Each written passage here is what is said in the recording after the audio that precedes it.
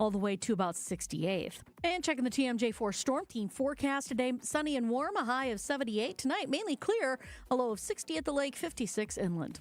From the WTMJ Traffic Center, I'm Debbie Lazaga on 94.5 ESPN. You're listening to 94.5 ESPN, WKTI and WKTI HD Milwaukee, a Good Karma Brands radio station. Showtime. The right way to start your day. This is Jen, Gabe, and Chewy. Love looking quick towards Romeo Dobbs. Held on. Touchdown, Green Bay. McManus has the extra point blocked, and the Cowboys try to take it back for two with Marquise Bell. The Dallas on the board with a two-pointer. Lost the blocked extra point. Toe injuries can be so difficult to come back from. 1st and 15. Love had the ball. Game's first turnover. 3rd and goal. Jacobs walks it into the end zone for the Green Bay touchdown. They're dropping a lot of safeties, and there are going to be some chances down the field. That got rid of it. Here's Pickens inside the 10. Pickens to the goal line. He's in for the touchdown. Cowboys bring it 4. Love throwing end zone touchdown. Romeo Dobbs again. Manis for the tie. 34. And this one is good, and this one ends in the second highest scoring tie game in NFL history. This is Jen, Gabe, and Chewy, broadcasting live from the Gruber Law Office's One Call That's All studios at the Avenue with Gabe Neitzel and Mark.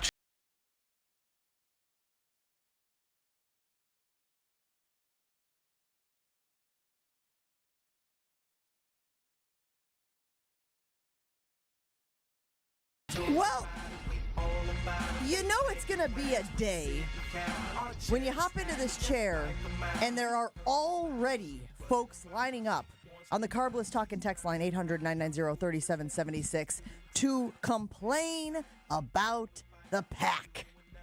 Hey, at least you're not the Mets. If we're talking about fan bases that have had a rough go of it. Packers tie the Cowboys last night, 40-all in overtime. I'm glad that they reminded everybody of the overtime rules, by the way, because there were a lot of confused people out there once again.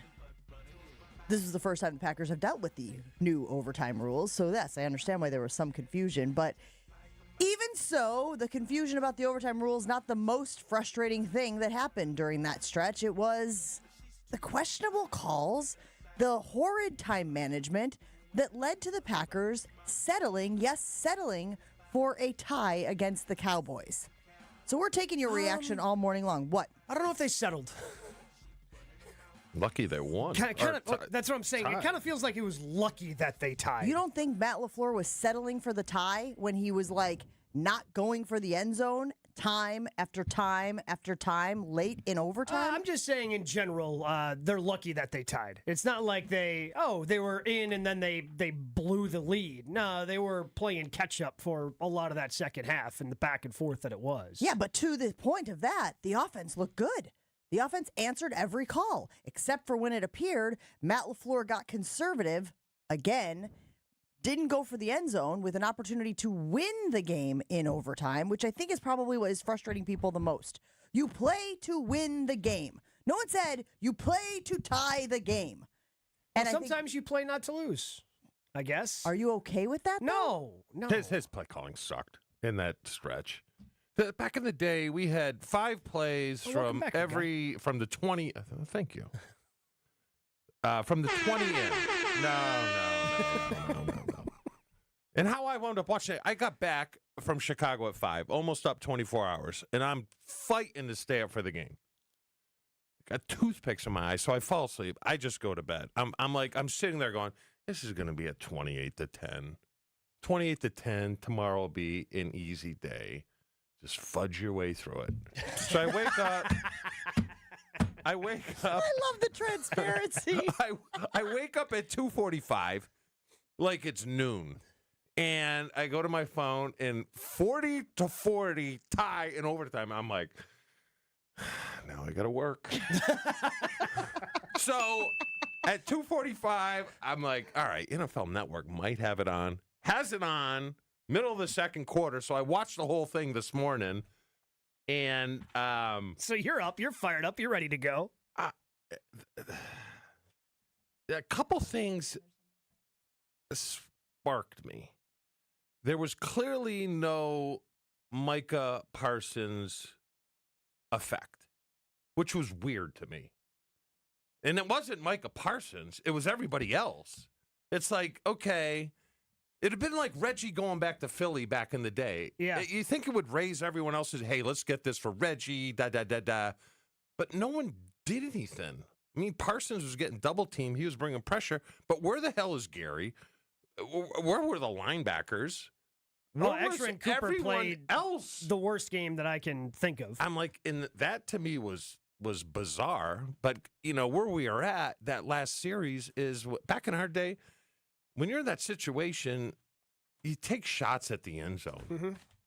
Yeah. You take shots at the end zone. There were no shots at the end. Well, there was the one back in in the end zone that he was covered, right? Yeah, they waste time out.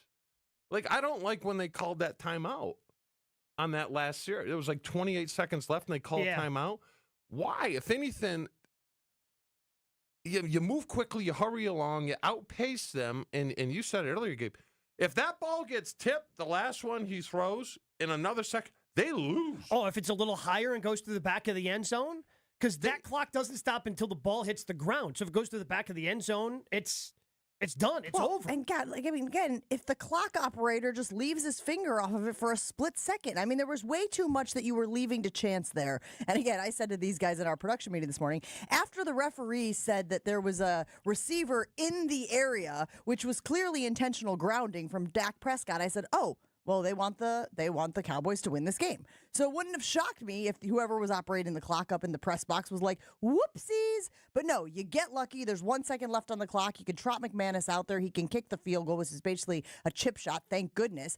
But you had opportunities to win that game. For as bad as the defense played, for as bad as special teams played, for all of the issues, for the time management questions that you have about Matt LaFleur and the play calling, you had opportunities to win that game, and you just sort of took your foot off the gas again. And I think this morning, and certainly last night after the game, that's what a majority of Packers fans are upset about.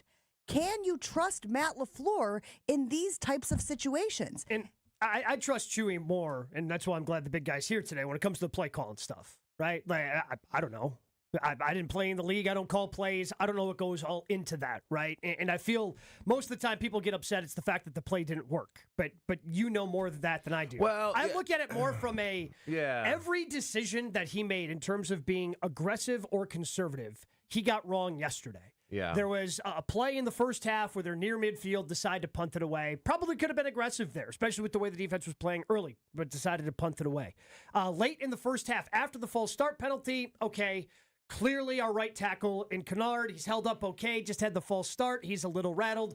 All right, you know what? Let's just go into the locker room with the lead. We'll figure this out. Instead, decides to be aggressive, calls for a deep shot because they need to get a bunch of chunk yardage because there's only 21 seconds left.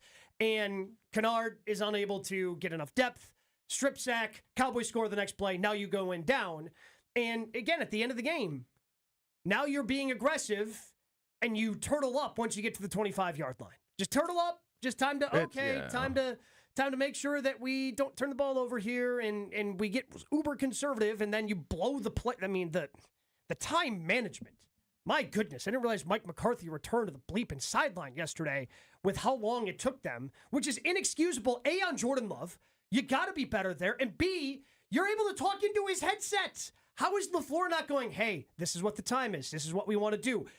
Until that play clock turns off, like, how is this? And LaFleur saying the communication has to be better. You're in his ear. You can't get any more direct communication in that instance. Hey, we're out of timeouts. Jordan, we got to go. Jordan, we got to go. We got to have some urgency here. And Jordan's going, are we huddling? Are we not huddling? What are we doing? No, this is the last two games have come down to Matt LaFleur not really having an identity for this team or an identity as a head coach. It's a little too panicky and a little too conservative. And in that situation, you have to be able to have throwaway plays. And we would have them back in the day.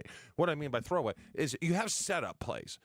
Back in the day, no one ran the shake route better than Antonio Freeman. And that's what we would set up. So the shake route is slant to corner. And he was amazing at it. So Holmgren would hold that in his pocket and run. He'd go slant, let him take the bait a little bit, right? And then when you needed something like this, then you go to the shake. And then you smoke him. Mm-hmm. He just, the rhyme and reason just doesn't flow. I got to tell you, Chew, what you're saying, I have seen people criticizing Matt LaFleur for, that it seems like they're just throwing darts at a dartboard during the play calling, as opposed to what you're saying is like strategically setting things up so that you can use a kill shot because you have shown them one thing time in and time out as the game has gone on situationally, and then you're biting on it? We gotcha. And people are saying, like, that is a part of Matt LaFleur that they don't get. Where's the setup? Where's the strategy? Where's the intelligent play calling? I feel like that used to exist. And I don't know if it's because now they had to change the way they run the football to fit Josh Jacobs that he hasn't been able to marry. And this is, again, we talked about this, I feel, a lot last year when it came to the play action stuff. And when you run this style of offense, the Matt LaFleur from Sean McVay, Kyle Shanahan, like the stretch, the boot, all those sorts of stuff that they want to marry up, it seems like that has gone away as they've run out of shotgun more to try to fit more what Josh Jacobs is better at running. In my setup, or the tight end setup play in the red zone, mainly from the 7 is the stick nod. You guys all seen the stick nod. But you run, Holmgren be like, okay, you're not going to get the ball here, but I want you to run stick. Because the Mike linebacker always covers you for the most part on the goal line. So stick, you set him up. Stick, you cut out hard, and he's got to fly. And then Holmgren go, all right, stick nod. So you've already run stick twice, and that Mike has jumped it, and then you nod it, and then that's what I'm saying. You got to be willing to have throwaway plays. Well, they might not work the first or second time, but when you run, the play that you're setting up and you need it, it's there. Well, he had said in the second play before the cluster eventually happened that they were trying to run a look off of the first play. But that's not what you're talking about. You're talking about setting it up throughout the course of the game. Throughout the course of the game. Not like, we gave him the look on this play. Let's see if we can get him on this. A few plays earlier. They are re-showing this on Get Up this morning, and obviously they are being very critical of the play calling. They're being very critical of the time management. I mean, the clock is huge. You see how they've done it, guys? They've taken the clock from its normal size, and they've blown it up to about 6 times the size just to show you 12, 11, 10, still not set, 9, 8, still not set. Here we go, 7, 6, finally snaps the ball. Jordan drops back, throws it to the end zone, back of the end zone, 2 defenders on. Who is that receiver back there? I can't even tell. I think that was Matthew Golden. Woof. And 1 second left on the clock for them to go out there and tie. But the thing is, it's almost like they don't practice these things. Almost like? These are the things you practice, so when they happen... Because, you heard me say it a million times. You got to be able to handle adversity in games because there's so much of it. It's like they don't handle adversity very well. It's like they don't practice it, And there's certain periods during the week where you practice these situations, whether it's 2-minute or it's red zone or it's short yardage or it's things like that. It's just...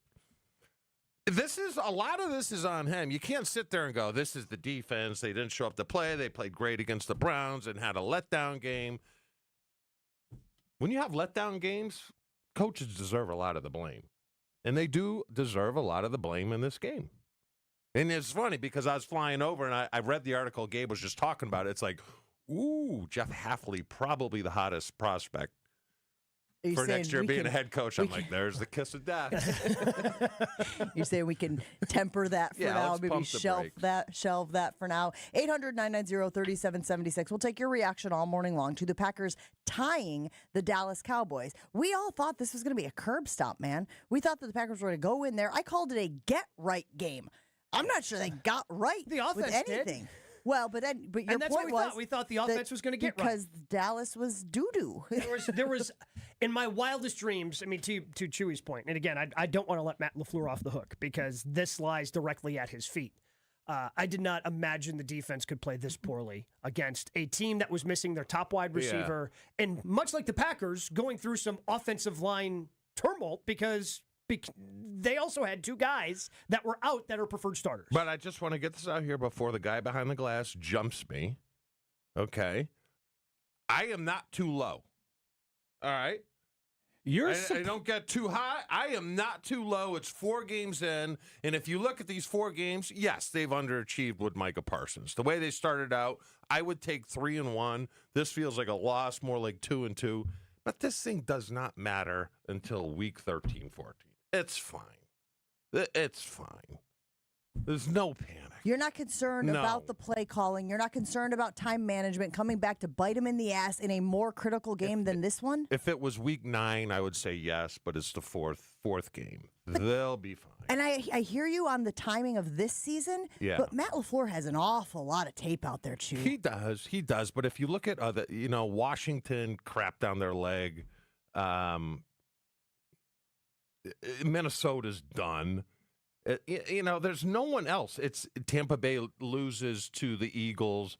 So it's the Eagles, Detroit, and the Packers. That's it. At the end of the day, that's who it'll be. You just kind of keep pace with those other teams and not let it get away.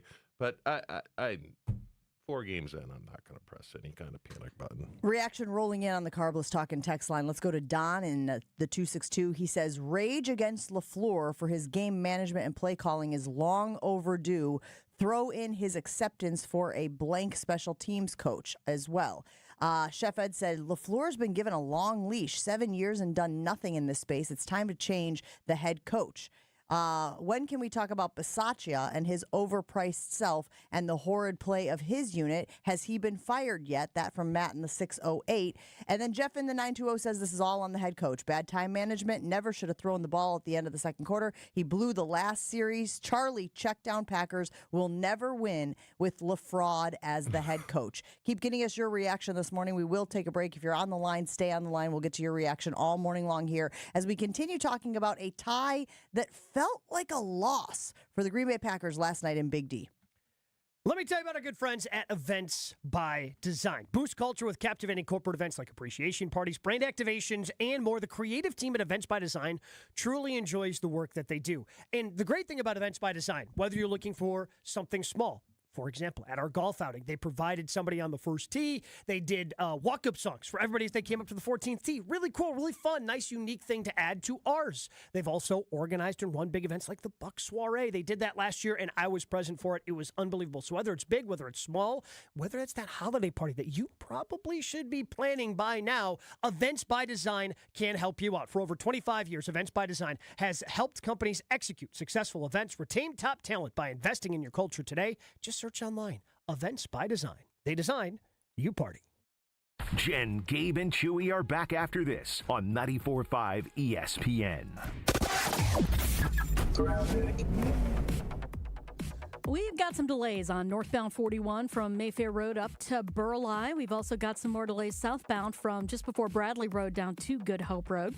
Eastbound 94 in Waukesha County, we have a crash just past Highway F, almost to Springdale Road. So watch out for that. It's off on the left shoulder. Beyond that, eastbound's backed up from about 76th Street all the way to Hawley Road. Westbound's backed up from about 27th Street to Mitchell Boulevard. And checking the TMJ4 Storm Team forecast. Today, sunny and warm, a high of 78. Tonight, mainly clear and a low of 60 at the lakefront, 56 inland.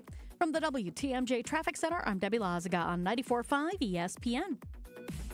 Students can't prepare for future jobs they don't know exist. At Junior Achievement, we help students meet their future selves. With the support of Manpower Group and volunteers from all walks of life, JA programs help young people explore careers, build resumes, and envision bold futures. To learn more, visit wisconsin.ja.org. Stay up to date on the green and gold all season. The Green and Gold Fix podcast is brought to you by Potawatomi Casino Hotel. Luxury stay, elite play, unwind in sophisticated comfort. Win big, dine, and experience the events in Milwaukee. At Uline, the prevailing opinion is, if you don't live it, you don't believe it. The people at Uline believe in hard work, and they live it by being there 24/7 to answer your call, having 41,000 items in stock, and offering same-day shipping from 12 locations across North America. Business owners, sellers, buyers, shippers, and packers believe it. Uline is the hard-working, dependable source for your shipping and industrial supplies. Visit uline.com. Hi, I'm Jim Frucci, Managing Partner and PGA Professional at Morningstar Golfers Club, and I'd like to personally invite you to play your next round of golf at Morningstar. Lush green fairways, velvet smooth greens, magnificent vistas from high above our championship golf course. Morningstar was created with the serious golfer in mind, and it continues to be the public course by which all other area public courses are measured. Book your tee time today and reserve a spot on our membership wait list. Come out and see what all of Southeast Wisconsin's been talking about. Hey, you played the rest. Now play the best. Back to school means back to savings with Exterior Pros and Baths. Right now, get $3,000 off your roofing, siding, windows, or bath project during their fall savings event. Don't wait. Call 262-800-4274 or visit extpros.com to claim your $3,000 savings and book your free estimate. Exterior Pros and Baths, Wisconsin's trusted home improvement experts. Trust the pros. Monica, we've got to hand it to you. You and the design team have outdone yourselves. Are you talking about the One Collection? Those rings say you are the one. And they say it symbolically. Describe the symbols. Every ring in the One Collection should be presented with a special ritual. What would that ritual be? You pick up her left hand and you place a kiss on her ring finger. Rick, you never told me about that part.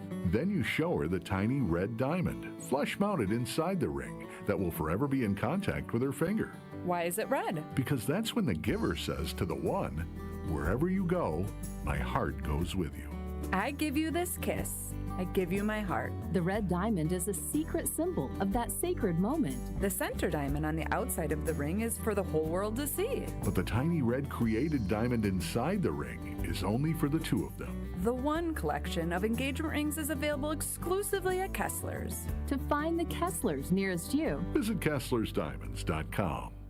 You're listening to Jen, Gabe, and Chewy. Yes, that would have been much worse than what ended up happening. Finally got the which would be worse and what would be better. Finally, we figured it out. You can't just be showing your junk on national TV. It would have got a lot of clicks. On 94.5 ESPN.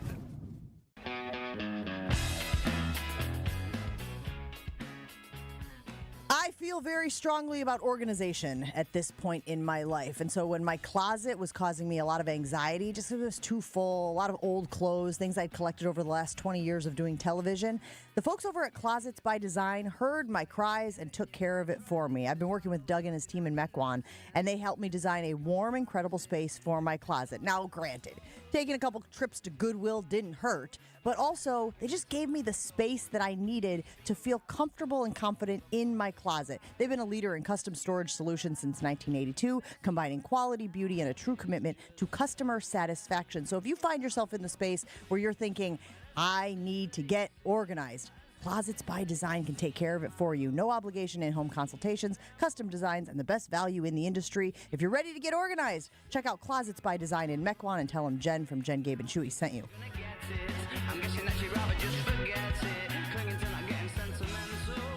Packers leave Dallas with a tie, 40-all. And it was a weird way to end the game. I think a lot of people have frustration this morning. Lots of reaction rolling in on the Carbless Talk and text line. Jeff says Matt LaFleur is a terrible game manager. He is, however, the prettiest terrible game manager in the NFL. Things will never get better while he is the head coach. Let's go out to the phone line, 800-990-3776. Mo in Jersey, you're on with Jen, Gabe, and Chewy. Your reaction to the Packers tying the Cowboys last night. This is on Matt LaFleur. I mean, every week is the same speech. Oh, I know it was bad play calling. It's a bad play calling. All these RPOs, like, we got to get rid of it. You got to let loose. If you look around the NFL, all the good quarterbacks, none of their head coaches is holding them back. Every week is the same thing. RPOs. Like, let loose. Jordan had one of his best games last night since he's been our starter. And it's all from conservative play calling. Can you imagine if we just let him loose? Like, this is getting out of control with all this RPOs, and then go to the press conference every week. Oh, it's a bad play calling. Oh, that's on me, a bad play calling. Fix it then.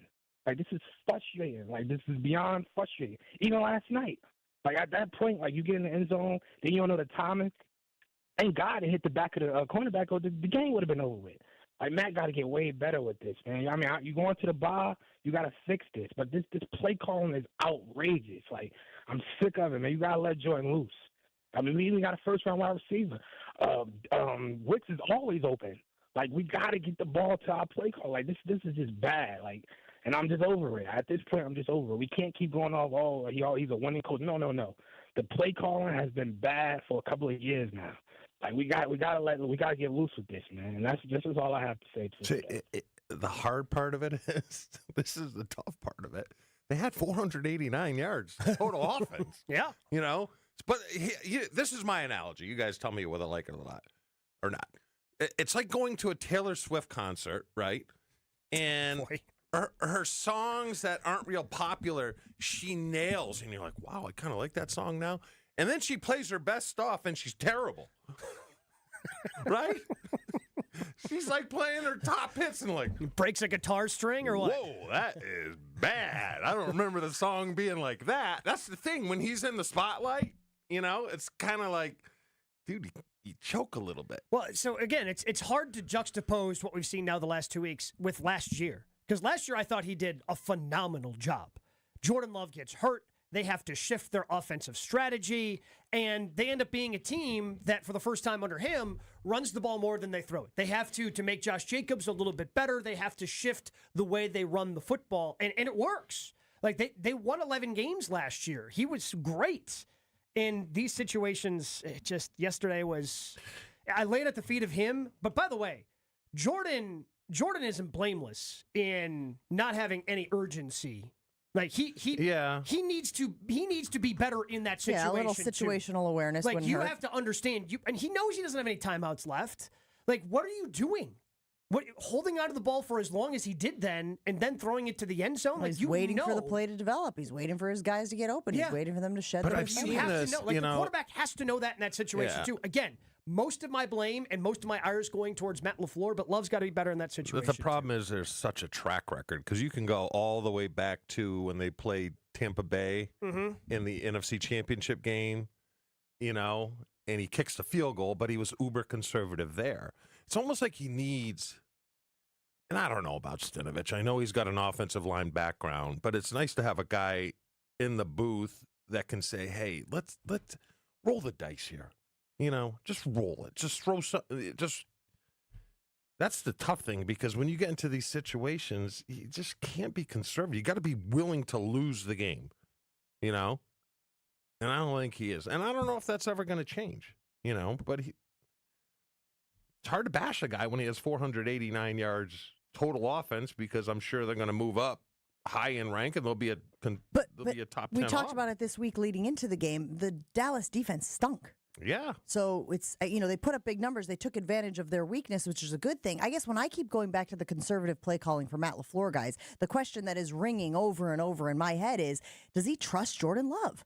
Does he trust Jordan to be able to make those throws, to be able to make those plays and not turn the ball over? Because that, to me, is why I think he keeps going back to the conservative play calling when you have a chance to win the game. Take some shots at the end zone. I don't know. What if he throws it into double coverage? What if he throws a duck and it gets picked off and run? Well, the last two times he's gotten aggressive, it has blown up. Last week, Jordan throws the interception. This week, the offensive line doesn't hold up in protection, and it ends up being a strip sack. Like, both times he's decided, hey, I want to get aggressive, and has resulted in turnovers. I wonder if, and this goes to trust, I wonder if he asks him what he likes. Because I just always remember Mike going, what do you like here? Should. What do you like? And I'm sure they did it with Aaron. For sure. Like, what do you like here? You know, because when you're in the flow of a game, the coach doesn't always know. He's like, well, Romeo tells me that, you know, the double move on the far side against his formation, he's got him. Let's just trust him here. I don't know how much communication LaFleur actually has with his players to the point, like you said, where he trusts them.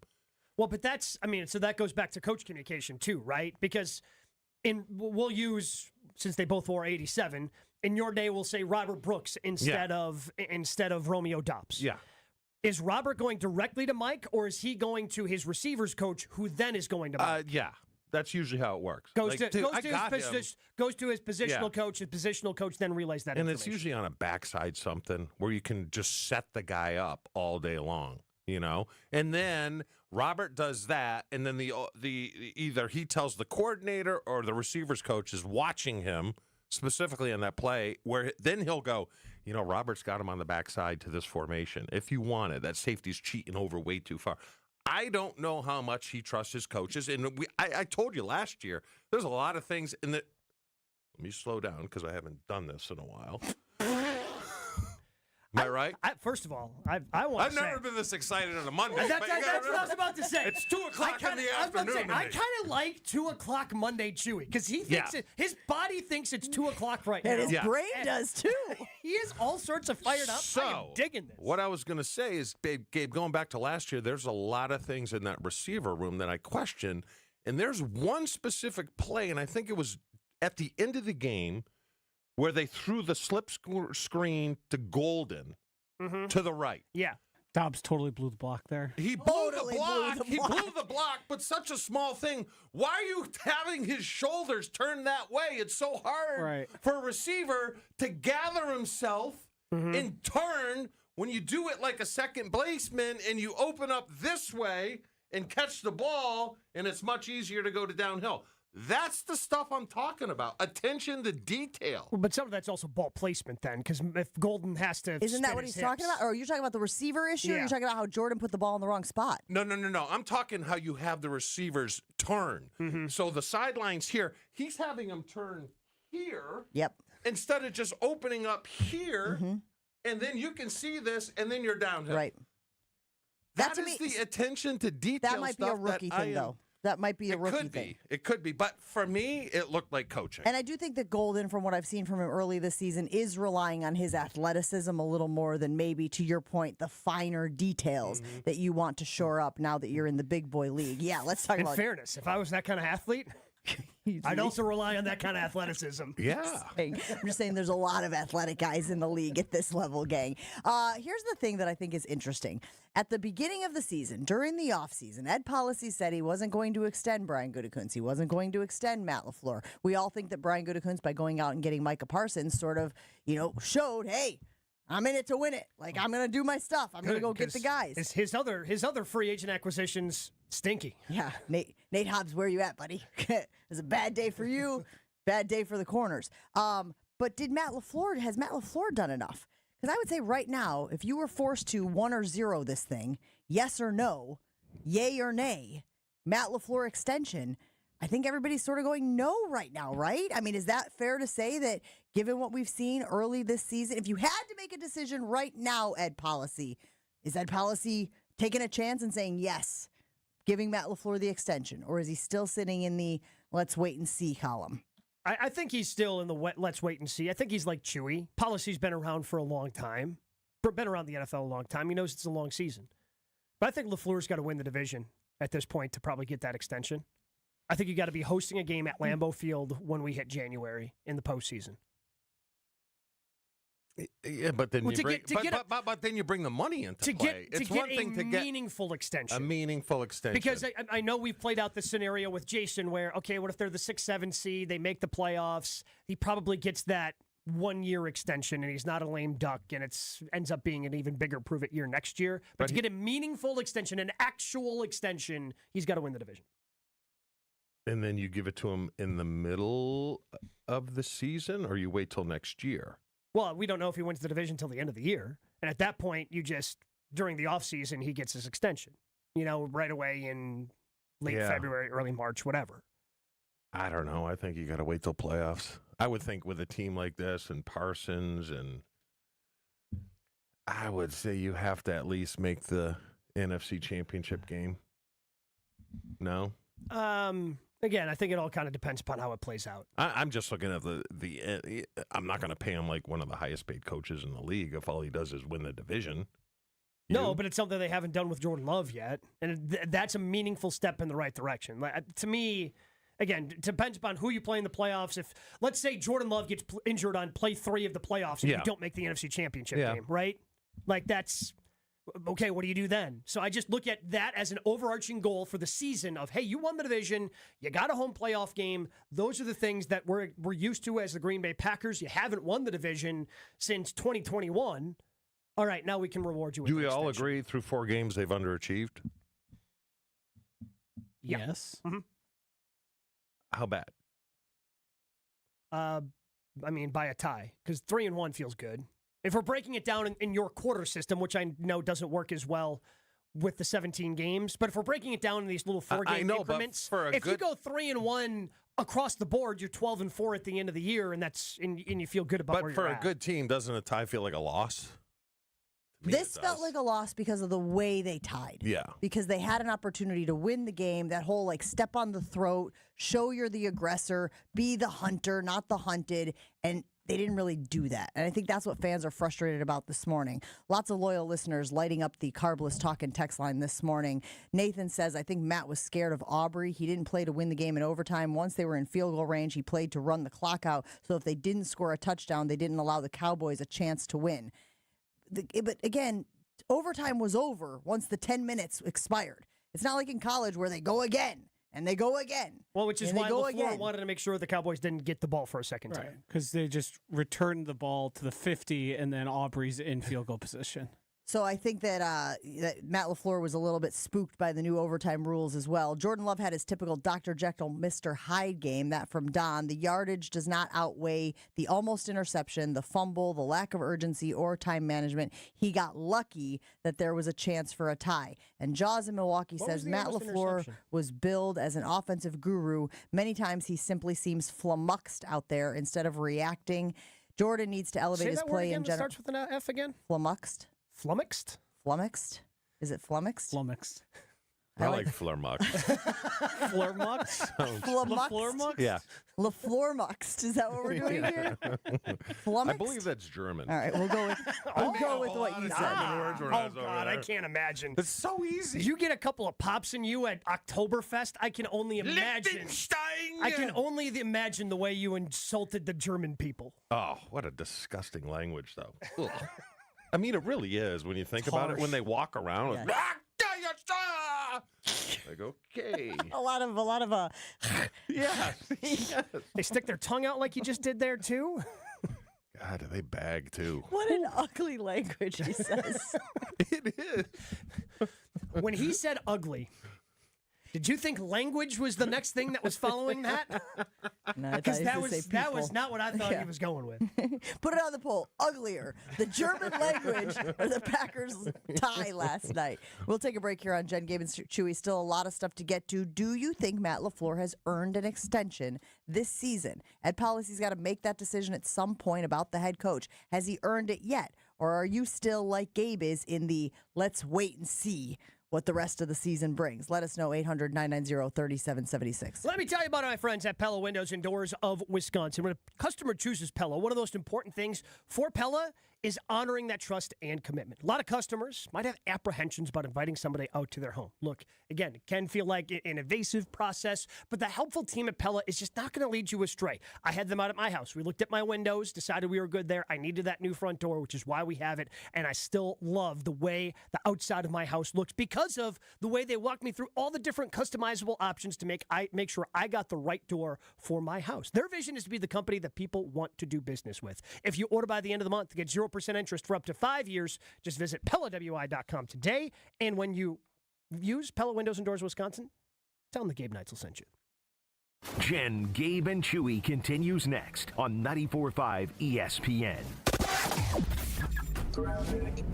Things are slowing down along eastbound 94. First of all, we've got a crash just east of Springdale Road. It is off on the left shoulder. Then we got more delays from the Zoo interchange pretty much all the way to about 35th. The westbound side's backed up from 27th to Mitchell Boulevard. And then southbound 43 now starting to get into the act. We got some delays heading right past Silver Spring.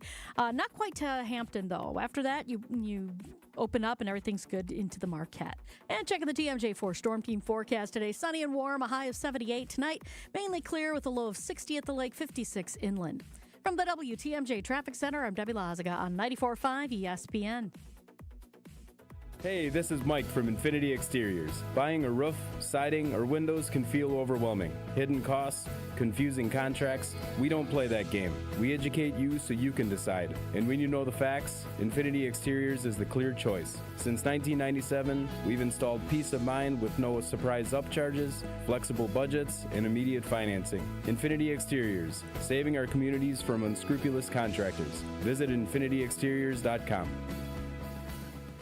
Milwaukee, it's officially time for October baseball. The energy is electric, the city is buzzing, and there's no better way to celebrate than with Carbless. Carbless is the ready-to-drink cocktail that keeps fans cheering. No sugar, full of flavor, and always refreshingly delicious. Whether you're tailgating outside the stadium, celebrating downtown, or gathering with friends at home, Carbless is your go-to for every big hit, every clutch play, and every Brewers moment. So crack open a Carbless, raise it high, and toast to October baseball in Milwaukee, because nothing goes better with the big stage in baseball than finding your bliss. Visit drinkcarbless.com and see where Carbless is located nearest to you.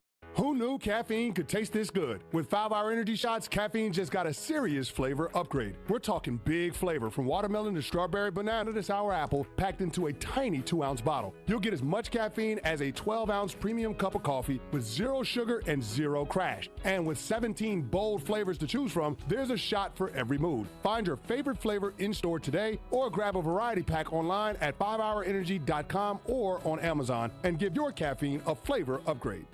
Tire care shouldn't come with extra costs or surprise fees. It should be simple, straightforward, and stress-free. So at Midas, they're rolling out the limited lifetime tire guarantee, included with every tire purchase with paid installation. You'll pay nothing for flat repairs, nada for flat replacements, zilch for tire rotations every 5,000 miles, and 0 for other preventative maintenance. So with this limited lifetime tire guarantee, you'll pay a whole lot of nothing compared to what the other guys charge for tire care. That's the limited lifetime tire guarantee, only at Midas. Some people just know you can save money on car insurance by checking Allstate first. Like you know to check Kirk Herbstreit's pregame analysis first, before talking to your brother-in-law. In this game, the key thing to watch will be the offensive line versus their front seven. If they can get pressure without blitzing, this could be a long night. Okay, Kirk. I know stuff. Ooh, checking first is smart. So check Allstate first and see what you could save. You're in good hands with Allstate. Potential savings vary, including based on how you buy, subject to terms, conditions, and availability. Allstate North American Insurance Company and affiliates, Northbrook, Illinois. Your fantasy roster is set, the Smack Talk is heating up, and this season ESPN Bet is giving you more ways to ride with your squad. Introducing the ESPN Bet Fan Center, where you can instantly link and bet on your fantasy teams right in the ESPN Bet app. An enhanced sports betting experience only from ESPN Bet, the sportsbook for sports fans. Make the connection today with ESPN Bet Fan Center and the ESPN Fantasy app. ESPN Bet Sportsbook, download the app today. Must be 21 plus. Gambling problem? Call 1-800-GAMBLER. Terms and conditions apply. See app for details. It's Jen, Gabe, and Chewy. I'm right-handed, but like I'm with yeah. Gabe here. Yeah, I feel more confident in my left hand here, just cupping right now, other than my other hand cupping. Mostly because I also. I get a lot more work out of the right hand. On 94.5 ESPN.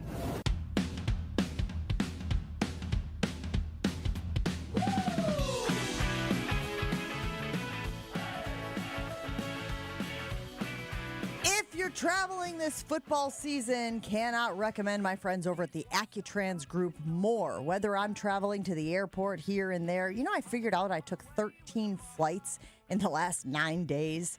I am so happy to have my feet on the ground. But when I do have to travel, I rely on Accutrans to get me to and from the airport. And here at Good Karma Brands, we also count on Accutrans to get our partners to and from Green Bay first class every time. They got professional drivers, reliable pickups, 0 parking hassles. Your game day fun starts the moment you step on board. So book your ride right now at AccuTransGroup.com. That's AccuTransGroup.com and enjoy the ride.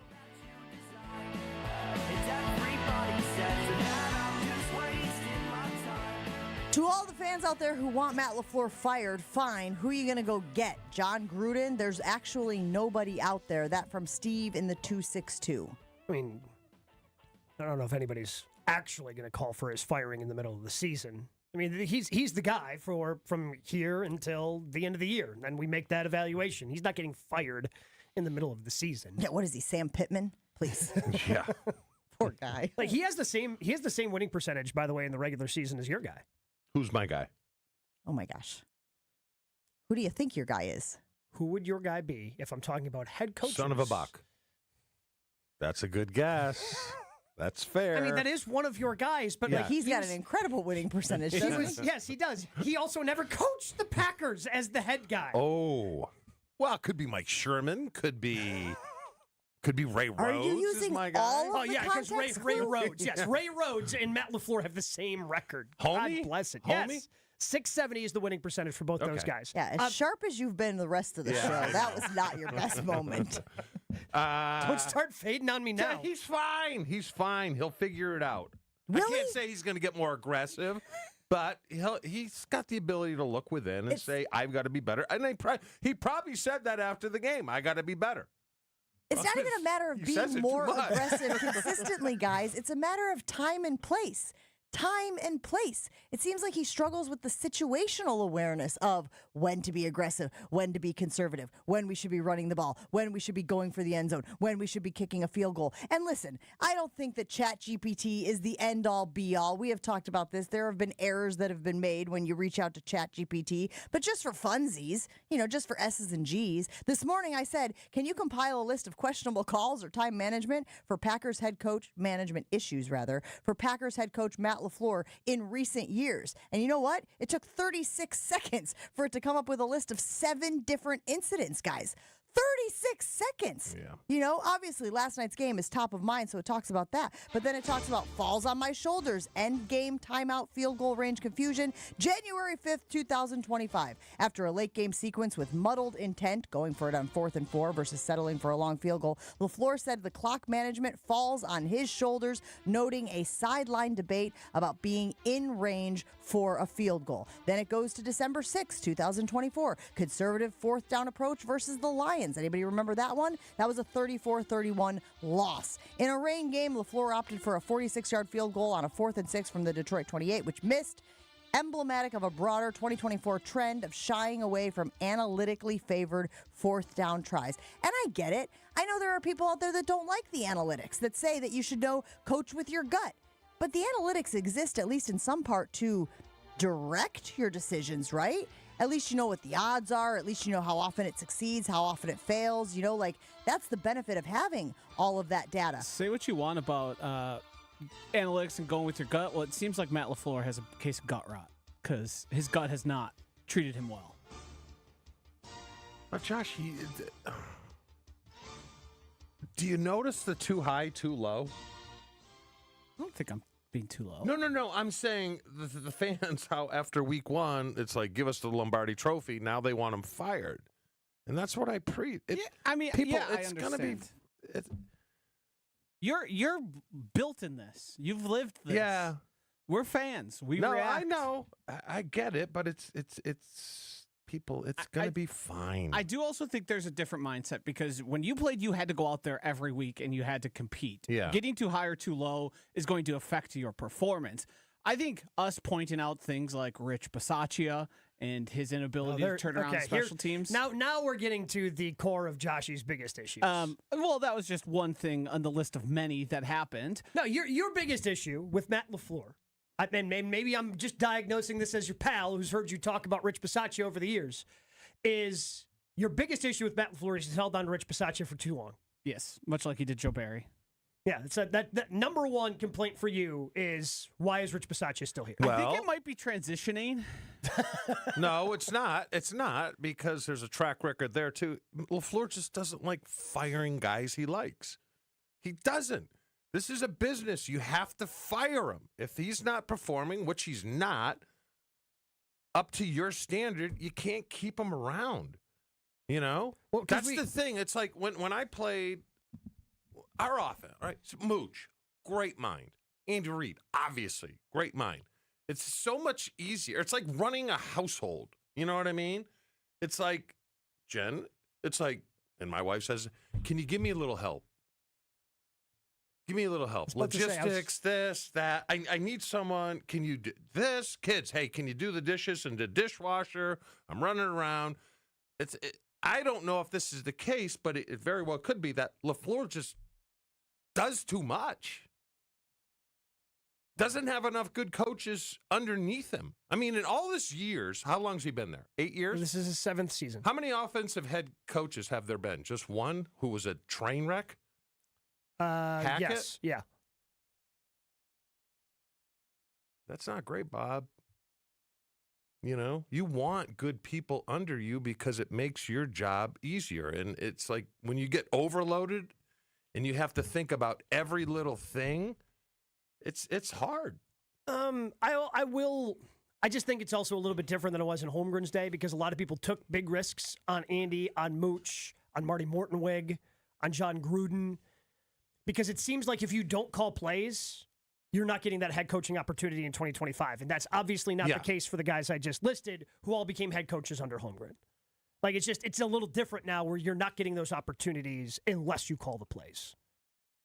Yeah, no, I get it. But like in Bisaccia's case, you need a guy there who is so proactive. He's like into the second quarter when you're already, and it's 8 minutes into the first. You need a guy that's like thinking way ahead. Like, yep, I got this. It should just be second nature to him, not having a discussion on the sideline. Well, that guy's function is to just tell you what to do in a situation so you don't have to do too much. Also, because going back to, again, the clock management malfeasance that they had at the end of the game, some of that goes on Bisaccia too. You're not just the special teams coordinator, you're the associate head coach.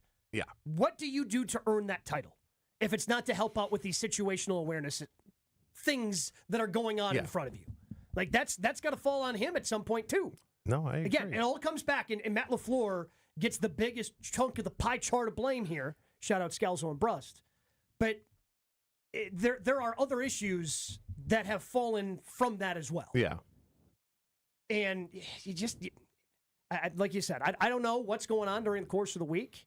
Who's got to step up, but somebody's got to. No. Because that there's going to be another tight game, and that can't happen again. That we saw at the end of the game last night in overtime, that can't happen again. And again, I just keep going back to, I watch a lot of college football, obviously, on Saturdays, guys. And doesn't it feel like these coaches who are at the top of their game are running, in case of emergency, break glass plays at practice? You look at fire drills at the end of the game where special teams are running out there and they got to kick a late field goal and there's only seconds left on the clock, but they execute it flawlessly. And you're like, the only way that happens is because they have devoted time during practice to doing just that. It feels like the Packers never saw themselves in a situation where they would be in a tie game with the Dallas Cowboys and have to run this type of offense. And you know what I'm saying? It almost feels like this type of stuff maybe wasn't even on their radar. And then you have to ask yourself, is that malfeasance? Is that negligent to not be doing that? There's a lot of reaction that continues to roll in this morning, but I think that the frustration for fans comes down to this. You look like a top team, an elite team for the first 2 weeks of the season. And you start thinking about what it's going to be like to watch your team go into these places, go on the road, and just assert their dominance. And for the last 2 weeks, they haven't done that. And I understand don't get too high and don't get too low, but you sort of teased us with this idea that you were going to be this juggernaut team. And since you haven't been able to do that the last 2 weeks, I think there's a lot of disappointment. I think there's a lot of frustration. I think there's a lot of, oh, man, I thought we were going to be that team this year. I thought we were going to be that unit. You just saunter in a little bit like the WWE guys that you see walking their way into the ring. And that's just not how this Green Bay Packers team has performed over the last 2 weeks. And there's been a little bit of a letdown for the fan base.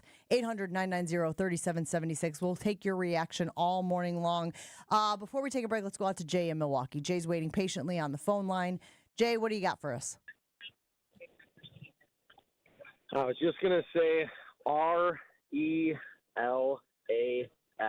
Thank you. It's a long season. I know in the first couple weeks they were talking about how we were Super Bowl champs or Super Bowl team. And now in the last 2 weeks, now we're looking at getting rid of the coach and Jordan Love's got to step up. So I just say relax, just like Aaron Rodgers said. And I think everybody just need to see what happens after the bye week and go from there. Appreciate the call, Jay. A little moment of... Oh, let's just go home. Done here. Here's the problem with the bye week. Just forget. I understand how, let's get some of these things cleaned up in the bye week. Packers haven't always been the best coming out of the bye week under Matt LaFleur. No. Makes me a little nervous putting up something like they just did and now going into the bye week. Who do they play next? Cincinnati, at home. Yeah. Fine. No? What do you mean, fine? That's a win. That's what we thought about the Dallas Cowboys. That's what we thought about the Cleveland Browns. Yeah, but at home, they're dominant. That's true. Right? We have not seen one of maybe there's just one of these teams that can't play on the road. Could you imagine if they put together the Dallas game's offense and the Cleveland game's defense? Yeah, we would win like 80-0. We'd be back to where we were in week 1. Yeah. Celebrating how good this team is. We're good. It's all good. It's all good. We're going to get, when's Watson coming back? soon? Don't know. He's eligible, though.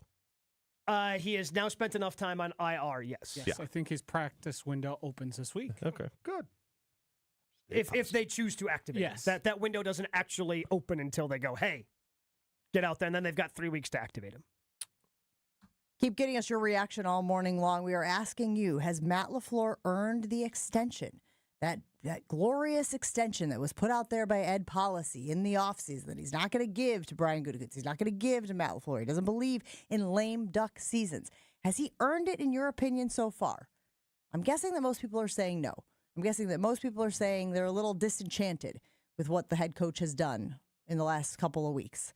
800-990-3776. We'll take a break. Roll on right after this. Did you know Great Midwest Bank is celebrating 90 years of serving southeastern Wisconsin homeowners, 1935 to 2025. That's a long history of helping families right here in our community. And I've experienced it myself, not just with our mortgage, but with everyday banking, checking, savings, even 24/7 mobile banking. It is all so convenient, but still comes with that personal touch from real people who understand your real needs. That's why I trust Great Midwest Bank. Find a location at greatmidwestbank.com. That's greatmidwestbank.com, your simply local equal housing lender and member FDIC. Your state, your teams, your ESPN. The ESPN Wisconsin app. Find the ESPN Wisconsin app in the Apple or Android app stores today. More Jen, Gabe, and Chewy coming up on 94.5 ESPN. On this show, it's always football season. This NFC North is a two-team race, period. I've seen enough. I thought it, I believed it, and now I've seen enough. Wilde and Tausch, presented by Pella Windows and Doors of Wisconsin. I've watched Minnesota struggle for 7 out of 8 quarters. Their offense stinks. I think there's going to be some very angry wide receivers. Weekdays from 9 to noon on 94.5 ESPN, ESPN Milwaukee's YouTube channel, and the ESPN Wisconsin app. Imagine your home totally organized. At Closets by Design, we specialize in providing affordable, custom-built storage solutions with built-ins and beyond, from garages to new home offices. Our experienced designers work within your budget to design a solution fit perfectly to your needs. Get 40% off plus an additional 15% with 18-month financing. Visit closetsbydesign.com or call 1-800-BY-DESIGN to get started. Let's get organized together. Thinking about buying or building a new home? Start with a mortgage pre-approval from Great Midwest Bank and experience a state of tranquility. At Great Midwest Bank, we offer fast approvals and flexible options with experienced loan officers who understand the local market, because they live here too. Whether you're breaking ground for new construction or buying that dream home just around the corner, we'll guide you every step of the way.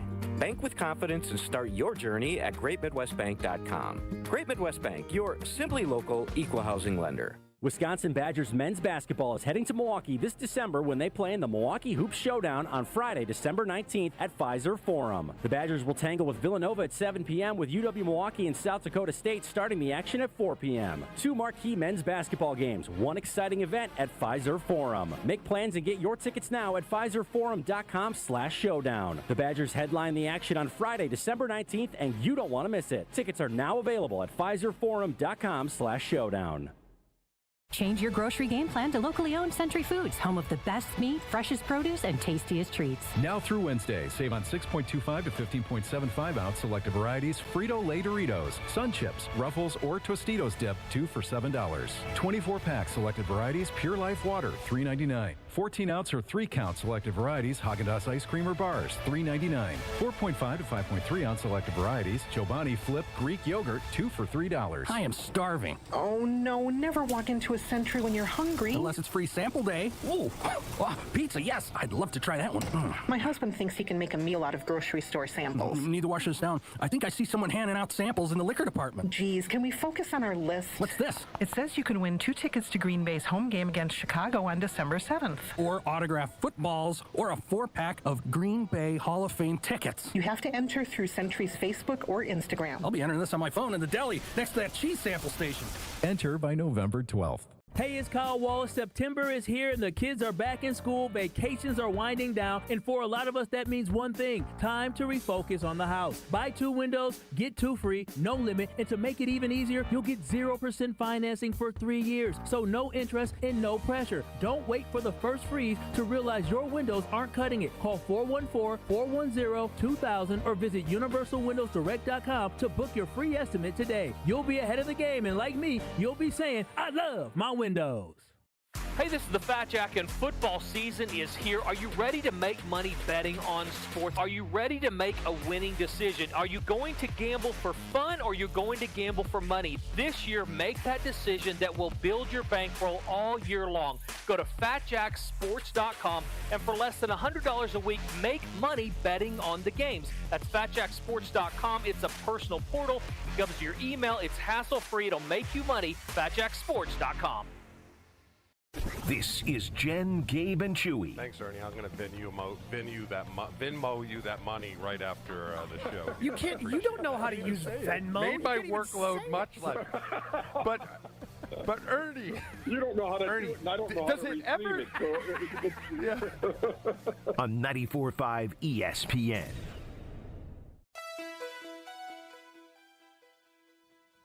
When we are struggling, we turn to some strange places for help. And I know that we have the best intentions, but not everyone is a therapist. Not everyone can handle what we're going through.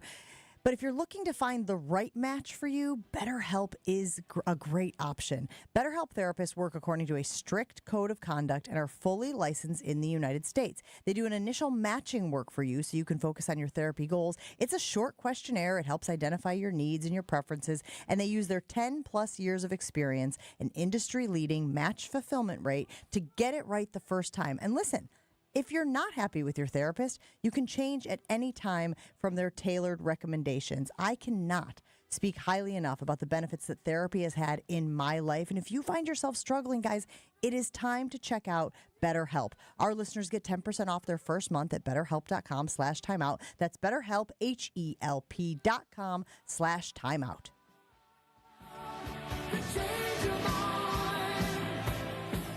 We were just discussing the fact that the Packers do not get right back out on the field and fix and remedy what ails them. No, they got to sit with this tie, this 40-40 tie, this kissing your sister tie, because they have a bye. And then someone said, well, Matt LaFleur should be able to get it cleaned up. They should be able to come out strong out of the bye. Gabe, does history indicate that they come out strong out of the bye? 3-3 in the 6 years of Matt LaFleur's being the head coach, this year being number 7, and there have been some ugly losses coming out of the bye. Starting in 2019, team was 8-2, cooking along, go on the road to San Francisco, lose 37-8. 2020, start 4-0, feeling good, go on the road to Tampa Bay, lose 38-10. So far, we've got 18 points total out of the bye for a Matt LaFleur-led offense. Made up for it in 2021. Team was 10-3 going into the bye. Beat Chicago at home 45-30. So got things right there. In 2022, 5-8 going into the bye. Come out of it with a home game against the Los Angeles Rams. Win 24-12. 2-3 going into the bye in 2023. And they lost to Denver on the road 19-17. And then last year, 6-3 going into the bye, and because of a blocked field goal, they beat the Chicago Bears 20-19. 3-3 after the bye, and Don weighs in on the Carbless Talk and Text line, 800-990-3776. He says, I'm glad you brought up his record after the bye. There's already evidence this year because Cleveland was after a mini bye. You know, they played on Thursday night, and then they get an extended week. The offense was sleepwalking in that game. Ed Policy was at the game last night with Goody, evaluating something or someone, ? We'll go out to the phone line very quickly. Caleb in Horicon, you're on with Jen, Gabe, and Chewy. Has Matt LaFleur earned that extension, in your opinion? I think we got to wait and see, like Chewy said. But after seeing that game, I just look at the Packers, and I'm like, there's 3 things that have been a common theme for the longest time. It's either injuries, it's either self-inflicted wounds, or they just play it onto their opponent and they don't play to win. That's where I'm at. Yeah, look, I think the not playing to win thing has been a thorn in a lot of people's side. For a guy who was caught on camera back in 2019 saying all gas, no brakes, there have been a lot of brake checks over the years. But the theme is kind of weird. What? why are we crushing the offense when the defense sucked? Because Hafley clearly, and I don't know why, played way too much zone last night. Yeah, look. Way too much zone. It was porous, Dallas, who was without their top receiver, they were finding holes. The tackling was terrible. It was way too conservative. Why aren't we beating up on the defense more than the offense? Because the defense made the play. Micah Parsons chasing down Dak Prescott, I thought was going to be a huge play that we're going to be talking about. Because as they pointed out, like Dak Prescott's scoring there. If Micah doesn't chase him down from the spot in which he did, Dak Prescott scores a touchdown, and then this is actually probably lost still, right? Well, it's not over because the new NFL rules, you still get the ball. But then you have to score a touchdown. Maybe that would have helped LaFleur be more aggressive. I don't know. But I thought, okay, Parsons is going to chase that down. That results in them kicking a field goal because they throw an incomplete pass in the next drive or on the next play. Packers get down there so quickly. I'm thinking, all right, they're going to punch this in the end zone. They're going to use that momentum, get the win, get out of here. Who cares? And then the last thing we see, Chew, which is why I think it's just sticking with everybody, is Matt LaFleur turtling up over the last three. After getting down there with, again, relative ease. Let me take it back even a step further, guys. They send McManus out there as the captain for the coin toss in overtime, and McManus wins the coin toss, and they choose to kick. And they said on the broadcast, like, the rationalization there is that now you know what you need. Mm-hmm. Yep. Even that, again, I can sit there and I can get behind the logic of it, certainly. But even that, guys, is not an aggressive stance. Even that is we're going to see what the other team does instead of being like, no, we're bleeping good. We're going to go out, put a touchdown in the end zone here, and make you respond to it. I think you're going to see a lot of teams do that. I'm just saying it's another example, in my opinion. I'll throw it in the book of like, you're a little more cautious than you are assertive. I honestly think that's the right call, though. With the new overtime rules, I think that's the right call. I mean, you see it all the time in college. I mean, if you win that coin toss in college, when you know both teams are getting the ball, you know, okay, we're going to go second because then we know what we need. When you're guaranteed that possession, you get the opportunity to have a short field if you force a punt, and I know the Packers didn't force many of them that, but if you force the punt, you get a shorter field, and now you know you just need that field goal. And it gives you that extra down. An extra down that helped the Packers last night because they needed fourth down to pick up a first down to Matthew Golden to continue a drive. So I look at that differently, Jen. I look at that as that's, to me, the right play in overtime, the way that the NFL has changed their rules. All I'm saying is that if you are a team that believes in what you got going on offensively and you think that you can go down there, ram it down their throat and put it in the end zone, there's a part of me that would send a message that you feel strongly and you are confident in your operation. I get what you're saying. Like I said, I can get behind the logic of now we know what we need. Now we know how we have to sort of structure this offensive drive. But I also kind of like the idea of, I was going to say something inappropriate and you stopped me, so thank you very much. I appreciate Anticipation. This situation happened with, I believe it was Kyle Shanahan, maybe last year, and people were up in arms about the decision to give the ball away like Matt LaFleur did, and then people crunched the numbers and they found out it's like analytically there's really no difference. The big thing to me, though, is when you have the ball second and you have a chance to win, you got to go then try to win. And that's not what they clearly weren't interested in. But I can tell you this. I'll back that up. From a player standpoint, and they didn't have it back in my day, you couldn't defer. I don't know why. Yeah, that was weird. From an offensive standpoint, you always wanted the ball in the second half. Okay, because when you don't get it in the first half, to start the game, to an offensive player, the game really hasn't started psychologically. It's kind of weird, where if you're getting the ball at the start of the second half, or if you're not getting the ball at the start of the second half and they have like an 8-minute drive, man, it feels like you have not played in an eternity. And from a player standpoint, Jen, I agree with you because you're warm, you're loose. In overtime, offense wants the ball like that because you're loose and humming and having to sit there 6 minutes and watch another drive, and then it takes like 3 plays to get it going. Players are weird. Well, and you're also at the mercy, just again, we're talking strategy here in the overtime with the new overtime rules. You're also at the mercy of whatever you just said, Chew, is left on the clock. Yeah. Right? If Dallas goes out there and chews up a huge chunk and all of a sudden they're like, here you go, 3 minutes, see what you could do. Yeah, all right, well, now we're running our 2-minute offense here to try to get in the end zone. And that's where it's different than Kyle Shanahan, because Kyle Shanahan gave up the ball last year when he could have lost the game. Because a touchdown last year still ended the game. So I think that's why Shanahan was criticized for that, because he gave it up thinking, okay, knowing that if he gave up a touchdown, game was over. That's different this year with both sides getting the ball. I thought it was in the playoffs, but they weren't in the playoffs. They were not in the playoffs. Yeah, that's where I got lost in it, yeah. Got to take a break here on Jen, Gabe, and Chewy. Still a lot of stuff to get to here as we continue breaking down the Packers' tie to the Dallas Cowboys, which felt like a loss. It did. Went to bed last night and was like, ugh. And maybe it's because of the way the game ended. It was so embarrassing. And you were like, how in the world is a world-class operation like the Green Bay Packers letting something like that happen, letting the clock run down like that, not taking another shot at the end zone, settling for a field goal, and leaving Dallas with a tie?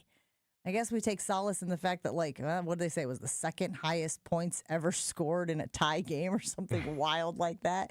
Woohoo! Jed, Gabe, and Chewy rolls on right after this. I want to tell you about my friends at Wanna Parlay, my favorite daily fantasy sports app with the absolute largest payouts on parlays. You've heard me talk about them before, but with the football season here, it's time to play. I'm looking at this weekend, going with a Breece Hall anytime touchdown, Mason Taylor to have under 20.5 receiving yards in the Monday night game, Jake Browning over 218 passing yards, and Will Lutz to have over 7.5 kicking points. Here's what you should do. Download the Wanna Parlay app, click around, and when you decide to upload money to play and get into the action, use promo code JGC for a 100% deposit match for up to $250. Put in $20, they'll give you 20 more. Download the Wanna Parlay app today. Use promo code JGC, and let's play the world's richest parlay today. You must be 18 years or older to play. Gambling problem? Call 1-800-GAMBLER today. More Jen, Gabe, and Chewy coming up on 94.5 ESPN. An accident on 94 eastbound at the ramp from Hawley Road. That is off on the right shoulder, so careful with that. But we've also got an issue on westbound 94 right about at 68th, 70th Street. It's off on the right shoulder, and that is also a crash. So just be careful. They're in the grass there, so just be extra careful heading through those areas. Delays on the eastbound side starting around 84th Street all the way through to about 27th. Westbound's backed up from 27th to the accident scene. More delays then from the Zoo all the way almost to Moreland Road. Eastbound in Waukesha County also slowing down from before Highway 16 all the way to Springdale Road. This traffic report is brought to you by Dick & Schroff Heating and Cooling, now hiring HVAC installers and service technicians. Join a winning positive team culture that sets them apart. Apply today at dickandschroff.com. And checking the TMJ4 Storm Team forecast today, sunny and warm, a high of 78 tonight. Mainly clear, low of 60 at the lake, 56 inland. From the WTMJ Traffic Center, I'm Debbie Lazaga on 94.5 ESPN. Something exciting is happening at St. Kate the Arts Hotel. On the second floor, you'll find the Studio Kitchen and Cocktails, Milwaukee's destination for bold flavors, fresh sushi, seasonal entrees, and cocktails crafted with care. Start your day with a breakfast that fuels you, stop in for dinner that sparks conversation, or linger late into the evening with drinks designed to inspire. With flavors and drinks for every mood, the Studio is the perfect place to gather, celebrate, and connect. Be boldly social. The Studio Kitchen and Cocktails, now on the second floor at St. Kate the Arts Hotel. This is an ad by BetterHelp. Cold plunges, better sleep, a gym buddy. How do you know what has the biggest impact for an active body and mind? With BetterHelp, you can talk with real, qualified therapists, not AI. With a 4.9-star rating, BetterHelp understands mental wellness shouldn't be tougher than a workout. Their therapists can figure out what's best for you. And yeah, it might involve a cold plunge. Visit BetterHelp.com, code TIMEOUT for 10% off your first month. That's BetterHelp, HELP.com, code TIMEOUT. Tune in to KBN every day at 2 o'clock. Kyle Brust and Nortman. 94.5 ESPN is WKTI and WKTI HD, Milwaukee. A locally owned Good Karma brand station. Showtime. The right way to start your day. This is Jen, Gabe, and Chewy. Love looking quick towards Romeo Dobbs. Held on. Touchdown, Green Bay. McManus has the extra point blocked, and the Cowboys try to take it back for two with Marquise Bell. The Dallas on the board with a two-pointer off the blocked extra point. Toe injuries was so difficult to come back from. 1st and 15, left at the ball. Game's first turnover. 3rd and goal. Jacobs walks it into the end zone for the Green Bay touchdown. They're dropping a lot of safeties in. There are going to be some chances down the field. That got rid of it. Here's Pickens inside the 10. Pickens to the goal line. He's in for the touchdown. Cowboys bring it 4. Love throw it end zone. Touchdown. Romeo Dobbs again. Manis for the tie. 34. And this one is good. And this one ends in the second highest scoring tie game in NFL history. This is Jen, Gabe, and Chewy, broadcasting live from the Gruber Law Office's One Call That's All studios at the Avenue with Gabe Neitzel and Mark.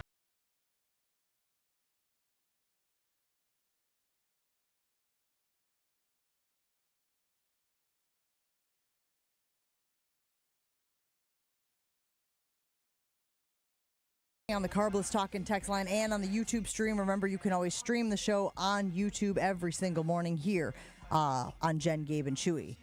We also have the phone lines lighting up. We've been talking about the tie. We've been talking about the frustration of the play calling and the time management in overtime. But yes, Chew, you are right. The defense was not good either. The defense was giving up a lot of yardage, and the defense was not tackling well. And I have questions about the cornerbacks. And Nate Hobbs was out of the game in the second half. Joshy, you said it so eloquently this morning in the production meeting. Why was Nate Hobbs out of the game?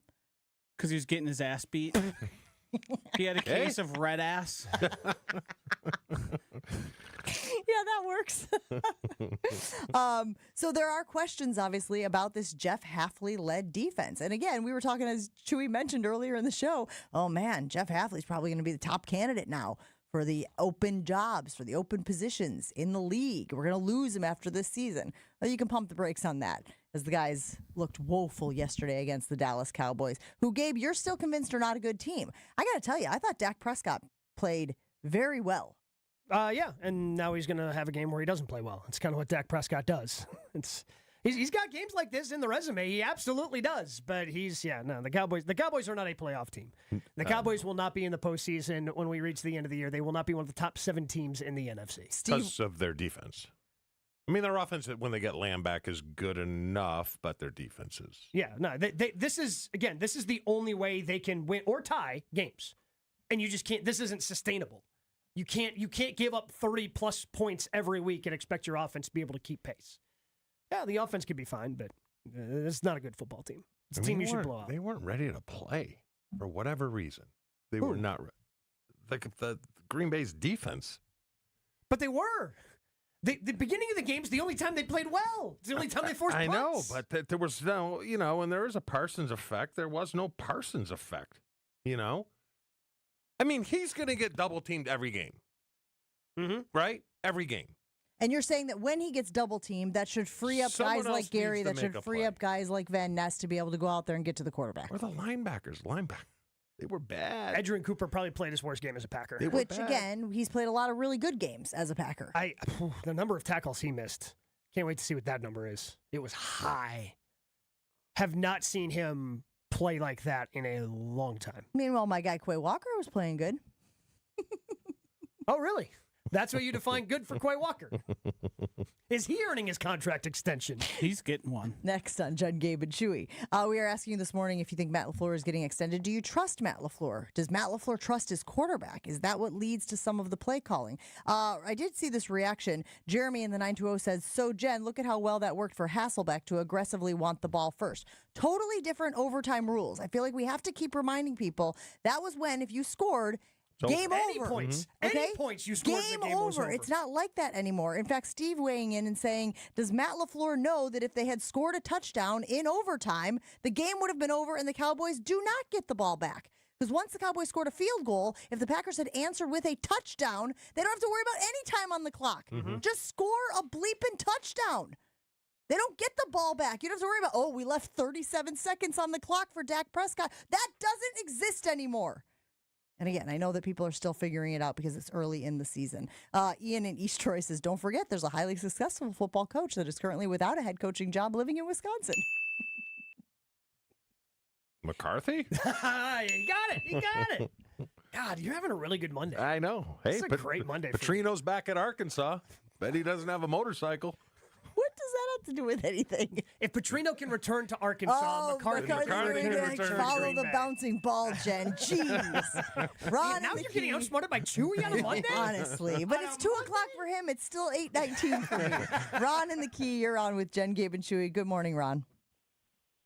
Good morning. I'll try not to be me, so it's just to say I'll be brief. I heard everyone last week say that it was LaFleur's fault, not Love's, that Love threw a pick because he should know Love isn't whatever, ready to do it, and not call a pass. Then this week, it's LaFleur's fault because he saw what Love was going to do in such a situation, and he chose to be conservative. I don't get it. Love is the problem. He repeatedly shows us who he is in clutch moments, and then we're blaming LaFleur for going, man, if we get out of here with a tie, that's a miracle because Jordan tends to throw a bad pick here. I don't get it. Make it make sense. Have a good day. I thought Jordan was good in the clutch last night. Wasn't given an opportunity then once they got down and an opportunity to win the game. I also think the context was different. The Packers' defense against Cleveland was not letting them get anything. Yeah. Yesterday, they seemingly couldn't stop anything. So the one thing I do think there's questions about Jordan Love. He's certainly not a perfect prospect. He's certainly not been perfect in his career thus far. But Matt LaFleur seems to pull the wrong string at the wrong moment so very consistently. When he should be trusting him, he's not. And when he's not trusting him, he should. And it seems like the decision-making that he does is inconsistent and doesn't really breed a type of confidence even amongst the guys he has out there. It is seemingly whatever he's feeling at the moment is what he's going to do, and he's not going to have a really good explanation on why. And look, I would love to logically say that the reason Matt LaFleur is making these decisions is because he has all this data. He has seen Jordan Love in these spots, and he thinks, here's what is going to put our team in the best position to execute and to move the chains.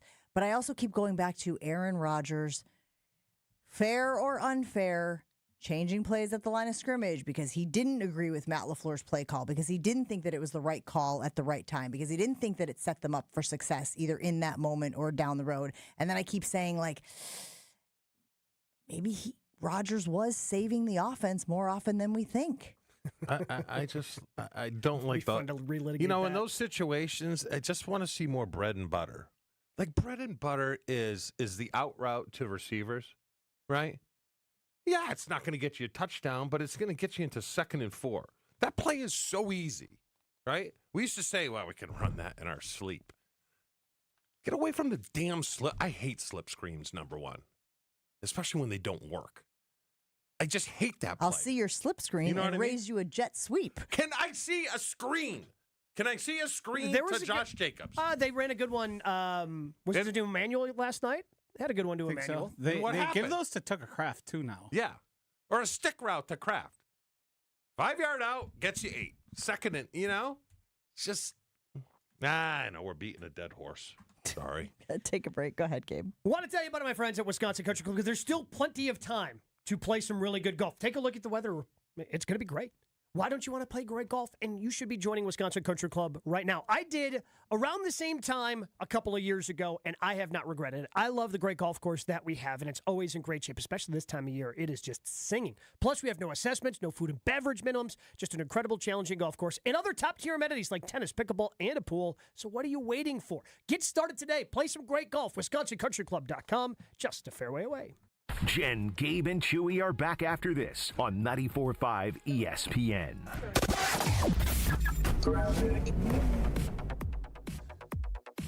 Southbound 43, still kind of a heavy ride from Good Hope Road all the way down past Capitol Drive to about Locust. We got northbound 4394 slowing down around the Plainfield curve up towards just past Oklahoma Avenue. And then we've got an issue on eastbound 94 just past Highway F. We've got the 2 right lanes blocked with a vehicle fire. We do have white smoke, so that means they got water on it. So there we go. Delays coming from Highway 16 past that point. And then again, you're going to be slowing down on eastbound 94 from 84th Street to about Hawley Road, where there's an accident off on the right shoulder, still slowed to 35th Street. Westbound accident off on the right shoulder at 70th Street off on the westbound side.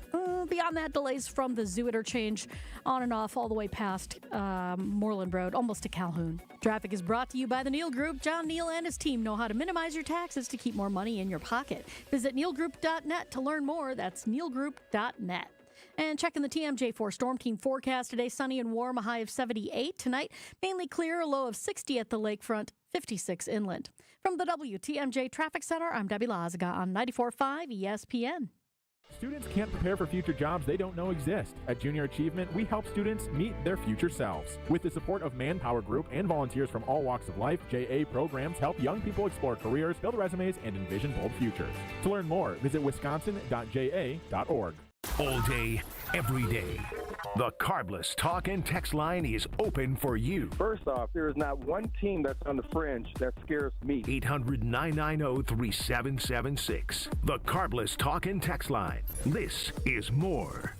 Hey, it's ESPN Wisconsin's Mark Tauscher here, and the Pickler Menominee Falls is now open. Your home for pickleball. 9 premium indoor courts with unlimited play, leagues, tournaments, and clinics, all included in your membership. And right now, if you're not ready to commit to a full membership, you can try it all with their special trial offer. 30 days for $30. That's 1 full month of unlimited play, leagues, and clinics for only $30. Check it out at thepickler.com. That's PICKLR.com. The following is a paid advertisement for the Wellness Company. Hey there, it's Michelle Smallman from Unsportsmanlike. I'm thrilled to be joined by Dr. Drew from the Wellness Company. And Dr. Drew, you have something very exciting to talk about today, the medical emergency kit. Tell us a little bit about this. It is exciting. Look, I have been fighting to try to protect the patient-physician relationship my entire career, and we have lost. I finally decided I need to be involved with people that put the power back in the patient directly. These emergency kits give you everything you need so you don't have to spend $1,200 going to the emergency room. And we have a significant medical team, the medical board at TWC, and we just sat down and put together what we would want for our family, for our patients. Oh my gosh, so anything that anyone could need is in this and there's kit. a guidebook here to tell you exactly how to use it, and again, telehealth backup. It's remarkable. It's innovative. Everyone needs to get one. UrgentCareKit.com/sports, promo code sports to get $50 off your kit. That's UrgentCareKit.com/sports, promo code sports. Prescription required. Always consult your doctor to determine if this product is right for you. Out here, days are getting a little cooler, and mornings are starting with a few more layers. It's the season for more time at the grill, more feed for your animals. Heaters burn late into the night, and the woods start calling your name. We appreciate hard-working hands, shared moments, and love for our land. That's why season after season, we're here for your life out here. Tractor Supply. Hey, fans! Welcome back to Fansville's Cheers and Tears. Oh. Okay, so like everybody deals with losing, right? To a rival on a last-second field goal. Whatever, it's fine. I'm totally fine. But I cope with losing with an ice-cold Dr. Pepper. Those 23 flavors are like so delicious. They totally wash away the pain of your college football team taking a big fat L. College football, it's a pepper thing. This is Jen, Gabe, and Chewy. If it's gotten to the I point, don't think shower. what do you mean? What do you mean you're not going to take a shower? You just told me you're offended by your own BO. No, but I think it's deodorant, Gabe. Showering does nothing. It really doesn't. You are wrong. Because you must be showering wrong. On 94.5 ESPN.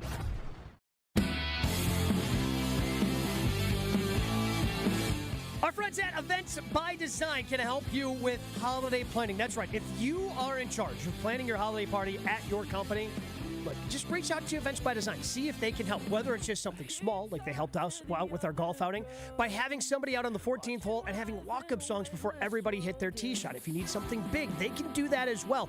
But the creative team at Events by Design, they truly enjoy the work that they do. So retain some of that top talent. Invest in that culture today. Events by Design. Again, no event is too big. No event is too small. They're going to be able to help you out, especially with those holiday party planning meetings you've got coming up. Just search online, Events by Design. They design, you party. Packers now have 2 wins, 1 loss, and 1 tie on the early ledger. 40-40 against the Cowboys last night. Now they're on the bye. And as Gabe mentioned earlier, Matt LaFleur's 3-3 career as Packers head coach after the official bye. We're not talking mini buys, we're not talking unofficial buys, just after the actual bye, he's 3-3. Let's go out to the phone lines. Tom in Chicago, you're on with Jen, Gabe, and Chewy. How did you feel about the Packers tying the Cowboys last night? I don't know you guys, but did it feel like it was worse than a loss? Like, I'm just kind of stunned. And, like my dad he just walked up and, do you guys feel like, first question before I ask you guys my question, was it worse than a loss?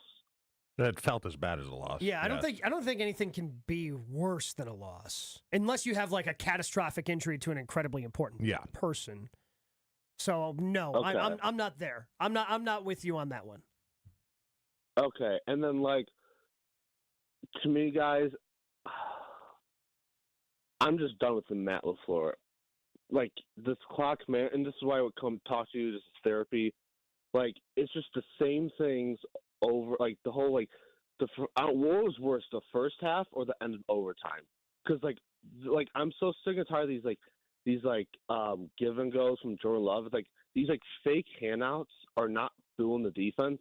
When you look at Sean McVay, Kyle Shanahan, and Kevin McConnell, these guys aren't doing these fake give and boosts. It's you get you guys open by scheming your wide receivers open, not doing these fake boots. So I'm just and he just says the same things over and over in this press conference, oh, it was bad play calling. It's it's on you, dude. And then mix in with the keeping Rich Bisaccia and just keep letting it happen. It's just at some time, it's going to cost us in the playoffs, and we're going to be oh, we should have seen this a long time ago. So I'm just am I going crazy, guys, or is this or am I honestly? No, you're not. But it's a little too early. I mean, we're 4 games in. They've underachieved, sure. But this thing doesn't start, like I said, the week 12, week 13. It really doesn't. It doesn't. They're going to destroy Cincinnati at home, and everything's going to be great, and we're going to take it too far the other way, right? It's just... It'd be fine. The one thing I know for sure, everything's fixable. Would you agree? Except for the special teams. I was about to say, here comes a Bisaccia pop. If it's one thing I know it's not too early on is him not being deserving of the job he holds. Well, because we talked about Jordan Love. Oh, hey, this is a learning moment for him. If he learns from the interception and grows, then maybe it can be worth it. Guess who did not learn and grow from the blocked field goal, only to have the second kick of the game get blocked? That'd be Josh's boy, Rich. And it's a 3-point swing, and again, right? In a tie game. Again, if that Carry the 3-point if that 3-point swing doesn't happen, the McManus kick at the end of regulations for the win. Huh. That's how that works. I mean, we're not great at math here on this program. First time he cost the Packers a game. If only. I mean, the special teams have been solid, Josh, right? I know you chat GPT. Can you see how many times Rich Bisaccia has bleeped over the Packers? I'm on it. I'm on it. We'll take a break here on Jen, Gabe, and Chewy. Got to get to our buddy Rob Demovsky. He's coming up next. I'm sure he will have some very insightful stuff from what's going on at 1265. That's next. Jen, Gabe, and Chewy continues next on 94.5 ESPN. Eastbound 94, we've got a couple of problems. First of all, just past Highway F in Waukesha County, the 2 right lanes are blocked with a vehicle fire. Now that fire is out. We just have a lot of emergency crews on scene to clean this up. We got delays all the way back to Highway 16. Beyond that, we do have more delays from just east of 84th Street all the way through the stadium. The westbound side has an accident off on the right shoulder at 70th Street, but it's not really affecting your ride right now. West of Highway 100, you do have delays past Elm Grove Road, and then again from just west of Calhoun all the way to where the vehicle fire was.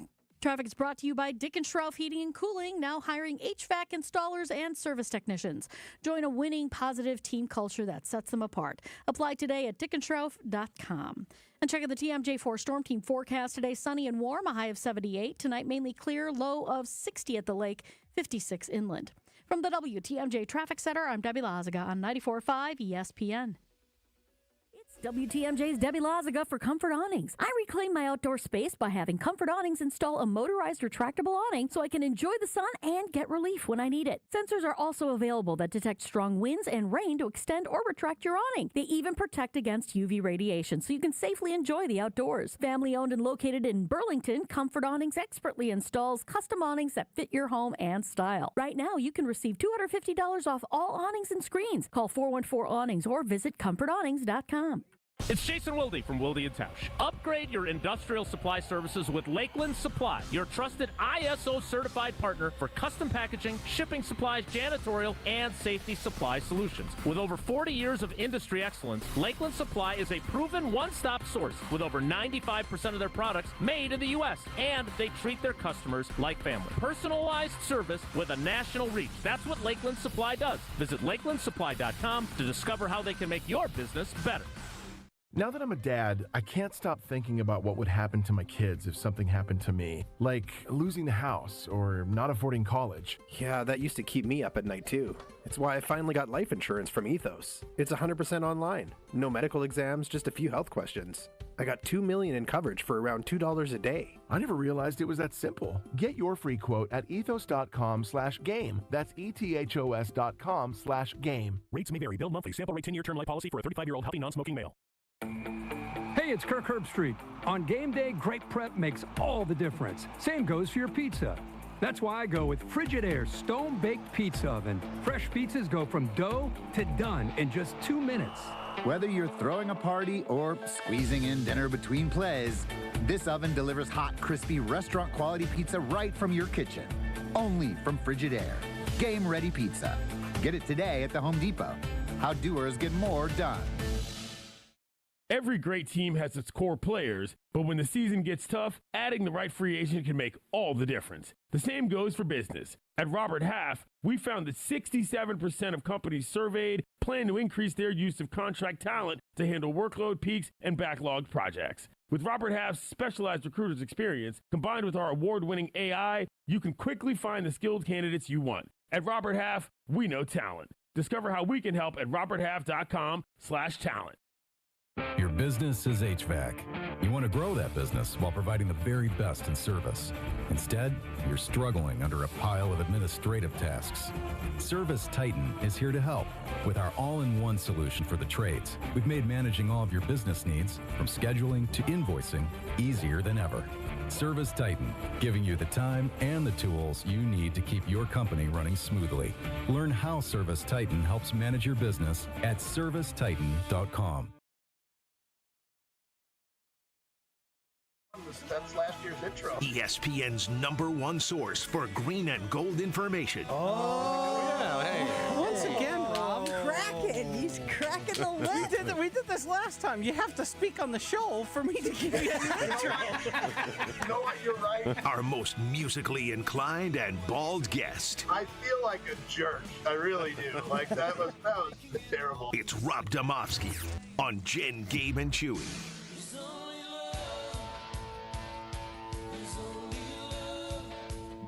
Always great to get Rob Demovsky's perspective on the green and gold, especially after people are scratching their heads after last night's tie in Big D. Good morning, Rob. How you doing today? I'm good, Jen. How are you? Can we first start by saying, when I say 3-point swing, do you understand what that means on the blocked extra point? One that you didn't get and 2 that you gave up. Thank you very much. Appreciate the help with the remedial math. Not like anybody was struggling with that out there in the YouTube comments. All right, so what is the biggest takeaway from yesterday's tie? I almost said loss. Tie to the Dallas Cowboys. I've almost said that too. That I've referred it to that. The biggest takeaway is that this team isn't the automatic 13-14 win team that we thought it was after 2 weeks. But I still think that it's definitely a playoff team. I don't think it's like panic time, but they've got some stuff they need to figure out both for the short term with this team and for the long term if they're headed in the right direction in terms of, special teams, who's running it, coaching decisions, all that kind of stuff. Rob, is it as because the offense is getting beat up through the text chain today and even the phone lines, but as a player, when I look at it's simple as this. The last 2 weeks, the offense lost against Cleveland and the defense lost against Dallas. Yeah, that's simple. I think it's 100% fair. I mean, you look at the Packers' second half. Okay, they had 1, 2, 3, 4, 5 possessions. They went touchdown, touchdown, touchdown, field goal, field goal. Okay, I don't know. I'm not sure you can. I'm not sure you can put this on them in really a whole lot of ways, other than maybe some execution type stuff. That might have allowed them to add a little bit more time and score a touchdown at different points, or the decision making at the end of halves or early in the game. I still can't believe they didn't go for that early fourth down. Was it 4th and 1.5 or so around mid, not too far from midfield early in the game? But that's not offensive. That's not offensive execution, really. That's offensive decision making. So I agree with you. I know they all say it's a team game, but when Micah Parsons said that he told Jordan Love that, basically, sorry that we didn't hold up our end of the bargain, I think that tells you what you need to know. The Matt LaFleur part of it, though, it seemed like every decision he made was wrong. You start with the not going forward on 4th down. Then he decides to get aggressive. That blows up. And at the end of the first half, where Jordan has the strip sack, and that gives Dallas yet another touchdown. And what the heck happened at the end of the game? Because it seemed like once they got into field goal range, once again, he turtled up and decided not to play for the win, but was kind of content going for the tie. Which they almost blew. If that ball gets tipped up in the air, or if it's just incomplete, if it sails over him and goes out of the back of the end zone, Rob. Yeah, that's one tick away. I could not believe it as it was unfolding, and I still can't believe it. I haven't had a chance to watch the TV yet. I'm at the airport about to head home, but it's baffling to me. Look, you about every decision he made, it's like the Seinfeld where George, if your every decision is wrong, do the opposite. Instead of tuna salad on toast, I'll have chicken salad on rye. But chicken salad is not the opposite of tuna. Salmon's the opposite. Salmon swim upstream. Because they swim upstream. Yeah. Good for the tuna. Exactly. Yeah, exactly. But no, I don't understand a lot of things that he did, and I would love to have some truth serum injected into his veins and hear what he actually was thinking, because it doesn't make a whole lot of sense. And this is a nitpicky thing, but I'm not one. I've always been the one to not go for two too early in the game. But I almost think you, getting back to Jen's original point off the top, the 3-point swing, I almost think you maybe needed to try to get 2 on one of those touchdowns that came after that. And I don't know. There's so many things that, from a decision-making standpoint, really, really baffle me. Rob Demovsky hanging out with Jen, Gabe, and Chewy. He does it each and every Monday during the football season. Rob, what are we to make of special teams? What are we to make of Rich Bisaccia's unit? It's bad when former players are texting you during the game, what the heck is wrong? Why can they not get this fixed? Former special teams standout players. I'm not going to mention any names, but you can start guessing if you want. But these are guys who Jervy? One of which I actually feel terrible about, because his number came up not in my contacts, and I was like, who is this? That's so the guys worst. I haven't talked to. Guys I haven't talked to in quite a while. Sometimes I'll look at the area code and I'll try to narrow it down. I did that, and I should have. Yeah, I should have, because the area code was an obvious giveaway the more I thought about it, because it was a little bit of an obscure place. I'm saying too much already about who this player might be. But, that's bad, right? When former players, are like, why can they not get this right? I thought we had this fixed. Things like that, and look, they've got a big problem on their hands with special teams, because they obviously did not get fixed some of what happened. And then I don't know if this is being talked about enough, but to me it should be the kickoff return decisions when the ball lands hits in the landing area, and then to take a knee in the end zone, it's costing you 15 yards. Like the big difference between taking it to 20 and the 35. I realize Savion Williams is a young player, but I mean those guys have to know. I know these kickoff rules are weird. We have a meeting with the refs every year in the summer, and they go over it. And Wayne Larrabee, who does such an unbelievable job on the play-by-play, asks the kickoff questions like 8,000 times to make sure he understands it. Like you would think these players would have that basic knowledge of the rules and are instructed what to do if this happens. And that to me. That's almost unacceptable. Well, just quickly on that, on the broadcast, they were saying that Brandon Aubrey was putting some sort of spin on the ball, making it difficult for the Packers to come up and try to catch it, and then it kind of bounces funny, leading to these balls coming out to the 20. If Brandon Aubrey can do it, are other kickers, I'm assuming, going to start trying to copy that? Yeah. I mean, he's one of the best there is, especially from a leg strength standpoint, and if he can... maybe you need to check the grooves on his wedges. He's playing with those ping-eye twos. Are these conforming or non-conforming the things he's got hitting the ball? I'm not sure, but it's okay, great. He's putting spin on it. Figure it out. Like that's the name of the game. Figure it out. Rob, was Hafley way too conservative? It kind of felt like a Joe Barry Carroll defensive game plan. I mean, it seemed like he played way too much zone, especially with C.D. Lamb on the sideline.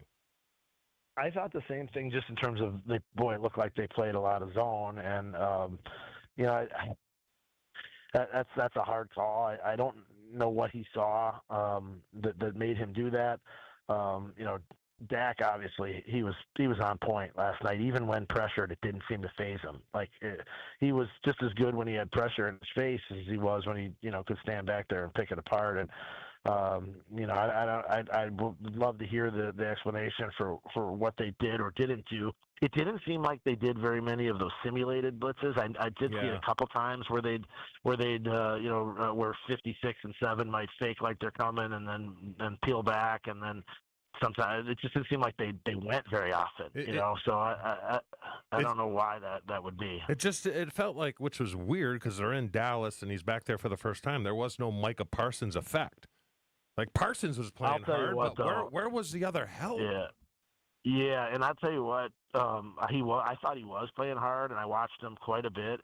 And there were times, and it wasn't just a few, where he'd get blocked initially by the right tackle or the left tackle, whichever side he was on, and then the back or the tight end would chip him, and then the guard would come over and get him after that. So it's not a pure triple team, but three guys paying some sort of attention to him, and there was nothing else. I mean, Parsons talked a lot after the game about how seemingly, he didn't use the word concerned, but sure sounded concerned about Devontae Wyatt. Well, that was That happened fairly early in the game, right? If I remember right, these games are when there's 89 offensive plays, or however many there were by the Packers. It's hard to keep track of when stuff happened.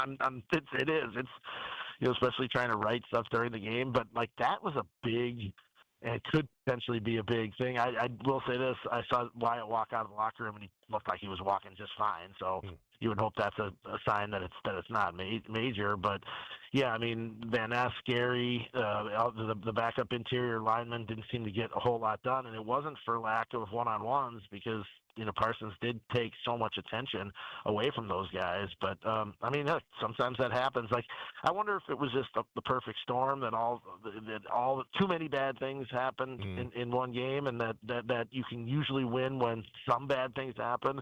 And a lot of teams, all teams, in fact, will have bad things happen, but it's just too many in one shot. And that's the whole. It sounds cliche, but it's the whole complementary football, and that's why it's so important. Last thing for you, Rob, before we let you go, why haven't we heard more of Xavier McKinney's name making plays out there? Obviously, he was fantastic last year, but I haven't heard him in these 4 games. Yeah, no, I agree. The one interception he had was basically a punt at the end of the half against Cleveland, right, where they were just chucking it deep. It's a really, really good question. He was around the ball so much.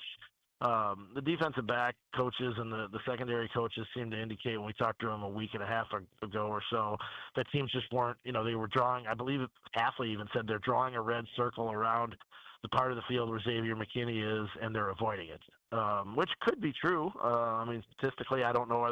Our team's not throwing between the numbers as much. I haven't looked at that, but so much of his stuff last year came down the middle of the field, and he made a lot of plays that way. That's one thing. I'm glad you said that. We'll have to look up that and see if teams are throwing outside the numbers more than they are in between the numbers this year. Could be a factor. Or look, I mean, maybe he just isn't playing as well as he was last year. I can't say that without being privy to what his assignments are, play in and play out. I think that's the trap that people fall into, is you don't know what a player is supposed to do on a given play. It's not like he's getting beat or exposed. He just isn't making the big plays. But I do think that's something that they need to try to get going if they can. Can you manufacture ways for safeties, deep safeties, to make plays? Rob, we always appreciate your insight. You're the best. We'll talk to you again soon. All right, have a great bye week, guys. Oh, yeah, that's right. Enjoy your time off, Rob. Get some golf in. Still beautiful outside. It's gonna be nice. I can't wait to get back. And for those of you keeping track at home, Gabe is now averaging at least 2 golf references per segment this morning. So, again, we haven't had a Ryder Cup conversation, so I get it. It's bubbling over a little bit over there. We don't have enough time, Jim. No. We don't have enough time. If you're looking to be more organized, check out my friends over at Closets by Design. I told you guys that I needed more organization. It was causing me anxiety, and Doug and his team recognized that. They were able to help me create a warm, incredible, organized space in my closet, and I feel so much better about using that space. If you find yourself in that area where you're like, hey, this mudroom, this pantry, this closet, it's a disaster, reach out to my friends at Closets by Designs. They'll come in, no obligation, in-home consultations, custom designs, and the best value in the industry. Tell them Jen from Jen, Gabe, and Chewy sent you when you reach out to Closets by Design. Your state, your teams, your ESPN. The ESPN Wisconsin app. Find the ESPN Wisconsin app in the Apple or Android app stores today. More Jen, Gabe, and Chewy coming up on 94.5 ESPN. This year, it just feels different. Swing and a miss. He struck him out. Keep it to WTMJ as the Brewers fight their way to a pennant throughout the run of the playoffs. Brewers playoff coverage is presented by the Narrow Spine Center of Wisconsin and by Annex Wealth Management, Boucher Automotive, and Delta Dental. We are the home of the Brewers. WTMJ. I've been to my fair share of green and gold games, and the best way to get there is with AccuTrans Group. At Good Karma Brands and ESPN Milwaukee, we use AccuTrans Group to get our partners to and from Green Bay, and it's always first class. From stadiums to concerts and tailgates, your game day fun starts the moment you step on board. Sit back, relax, and let their professional chauffeurs handle the traffic while you enjoy the ride. AccuTrans Group is Milwaukee's premier ground transportation, available 24/7 with sedans, SUVs, limos, vans, and buses. Book today at AccuTransGroup.com. It's a bird bash at Potawatomi. Thursdays, you could win up to $50,000 cash in the Bird Bash game show. Just play with your rewards card this October for a chance to win. Wouldn't you like to rake in a huge pile of cash? Bird Bash, only at Potawatomi Casino Hotel, Milwaukee. More info at potawatomi.com/birdbash. Must be 21 years old to play. This is Matt Meitner, owner of Sit Means Sit Dog Training. Do you find yourself talking to your dog but feel like she's not listening to you? Bella, sit! Are you constantly repeating yourself but she's not following your directions? Sit! Sit! Frustrating, isn't it? At Sit Means Sit Dog Training, we want to help you have a happy, confident, and obedient dog, and we also want to make the training process an enjoyable and worthwhile experience. Contact Sit Means Sit today to schedule a free consultation so we can create a customized training program so you are able to have the dog you want and deserve. Sit Means Sit Dog Training. Sorry, we don't train husbands, wives, or kids. There's nothing like when you get that part from eBay, and it just fits. Yeah, the first time. So you can do less of this and get right back to more of this. At eBay, you'll find all the parts you need, guaranteed to fit, at prices you'll love. Sounds good, doesn't it? eBay. Things people love. Eligible items only. Exclusions apply. The Post Crib Assembly Press Conference, brought to you by Progressive. Michael, you had some trouble putting the crib together today. What went wrong? You know, those instructions can be tough, and, well, you saw the outcome. Were you upset when your wife pulled you and called in the backup? No, I mean, the baby needs a crib to sleep in, so whatever it takes. You've got a changing table to put together next. It's got a lot of drawers. What's your comment? You know what? We're done here. Like it or not, sometimes you need a backup. That's why there's Progressive to protect your home and auto. Progressive Casualty Insurance Company affiliates and other insurers. Not available in all states or situations. Hi, I'm Brittany Miller from Big Frog Custom T-Shirts and more. Custom T-shirts, sweatshirts, jackets, hats, you name it, we can do it. Big Frog Custom T-Shirts and more is family owned and all about celebrating life's big moments. Maybe it's a milestone birthday, a celebration for your child's first goal, or that work fundraising event. We are everyone's printer. No minimum orders, affordable designs, and help straight from me and our team. We're the one-stop shop for all your custom needs. Start your project today at bigfrog.com/Mequon. Every great team starts with a strong defense, and the same's true in business. That's why companies trust Trend Micro for cybersecurity. From ransomware to phishing to the most advanced cyber threats, they help protect your network, your data, and your people. With over 35 years of expertise, Trend Micro has built a defensive playbook trusted by enterprises worldwide. Your business works too hard to get blindsided. Go to trendmicro.com and see how enterprise security is done right. That's trendmicro.com. You are listening to Jen, Gabe, and Chewy. Any of those things because it exceeds. It's like. I'm sorry, I'm burping up my apple right there. That's what that was. I wasn't pausing for effect. I literally was burping my apple. Can we just go to break? No. On 94.5 ESPN.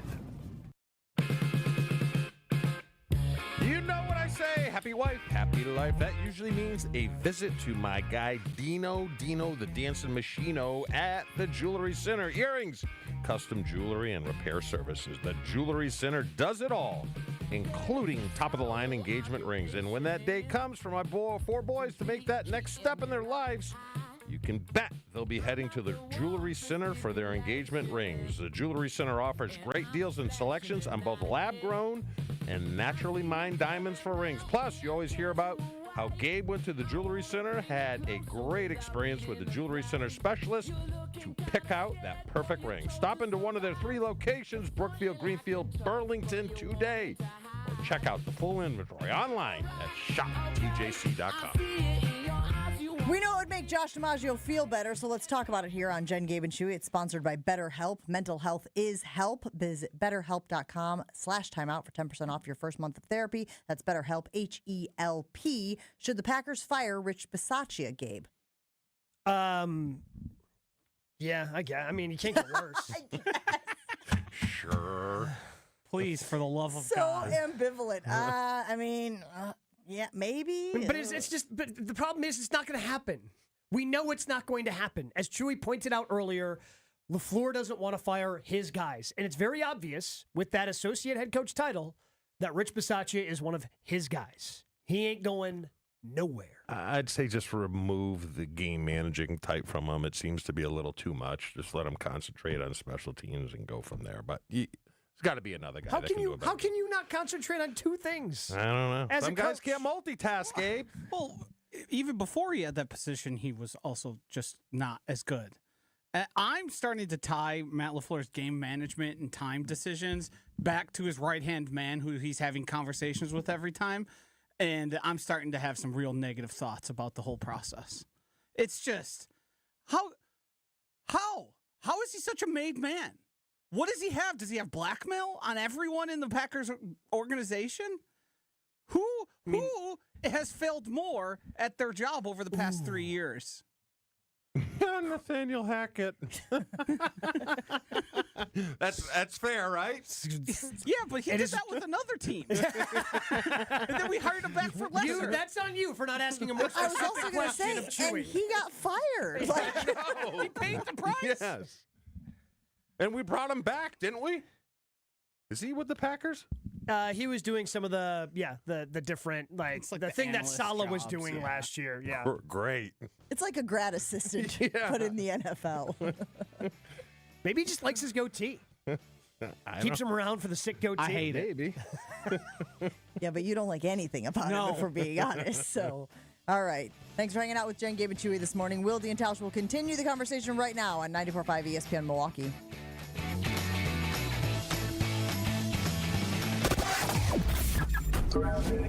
Eastbound 94 backing up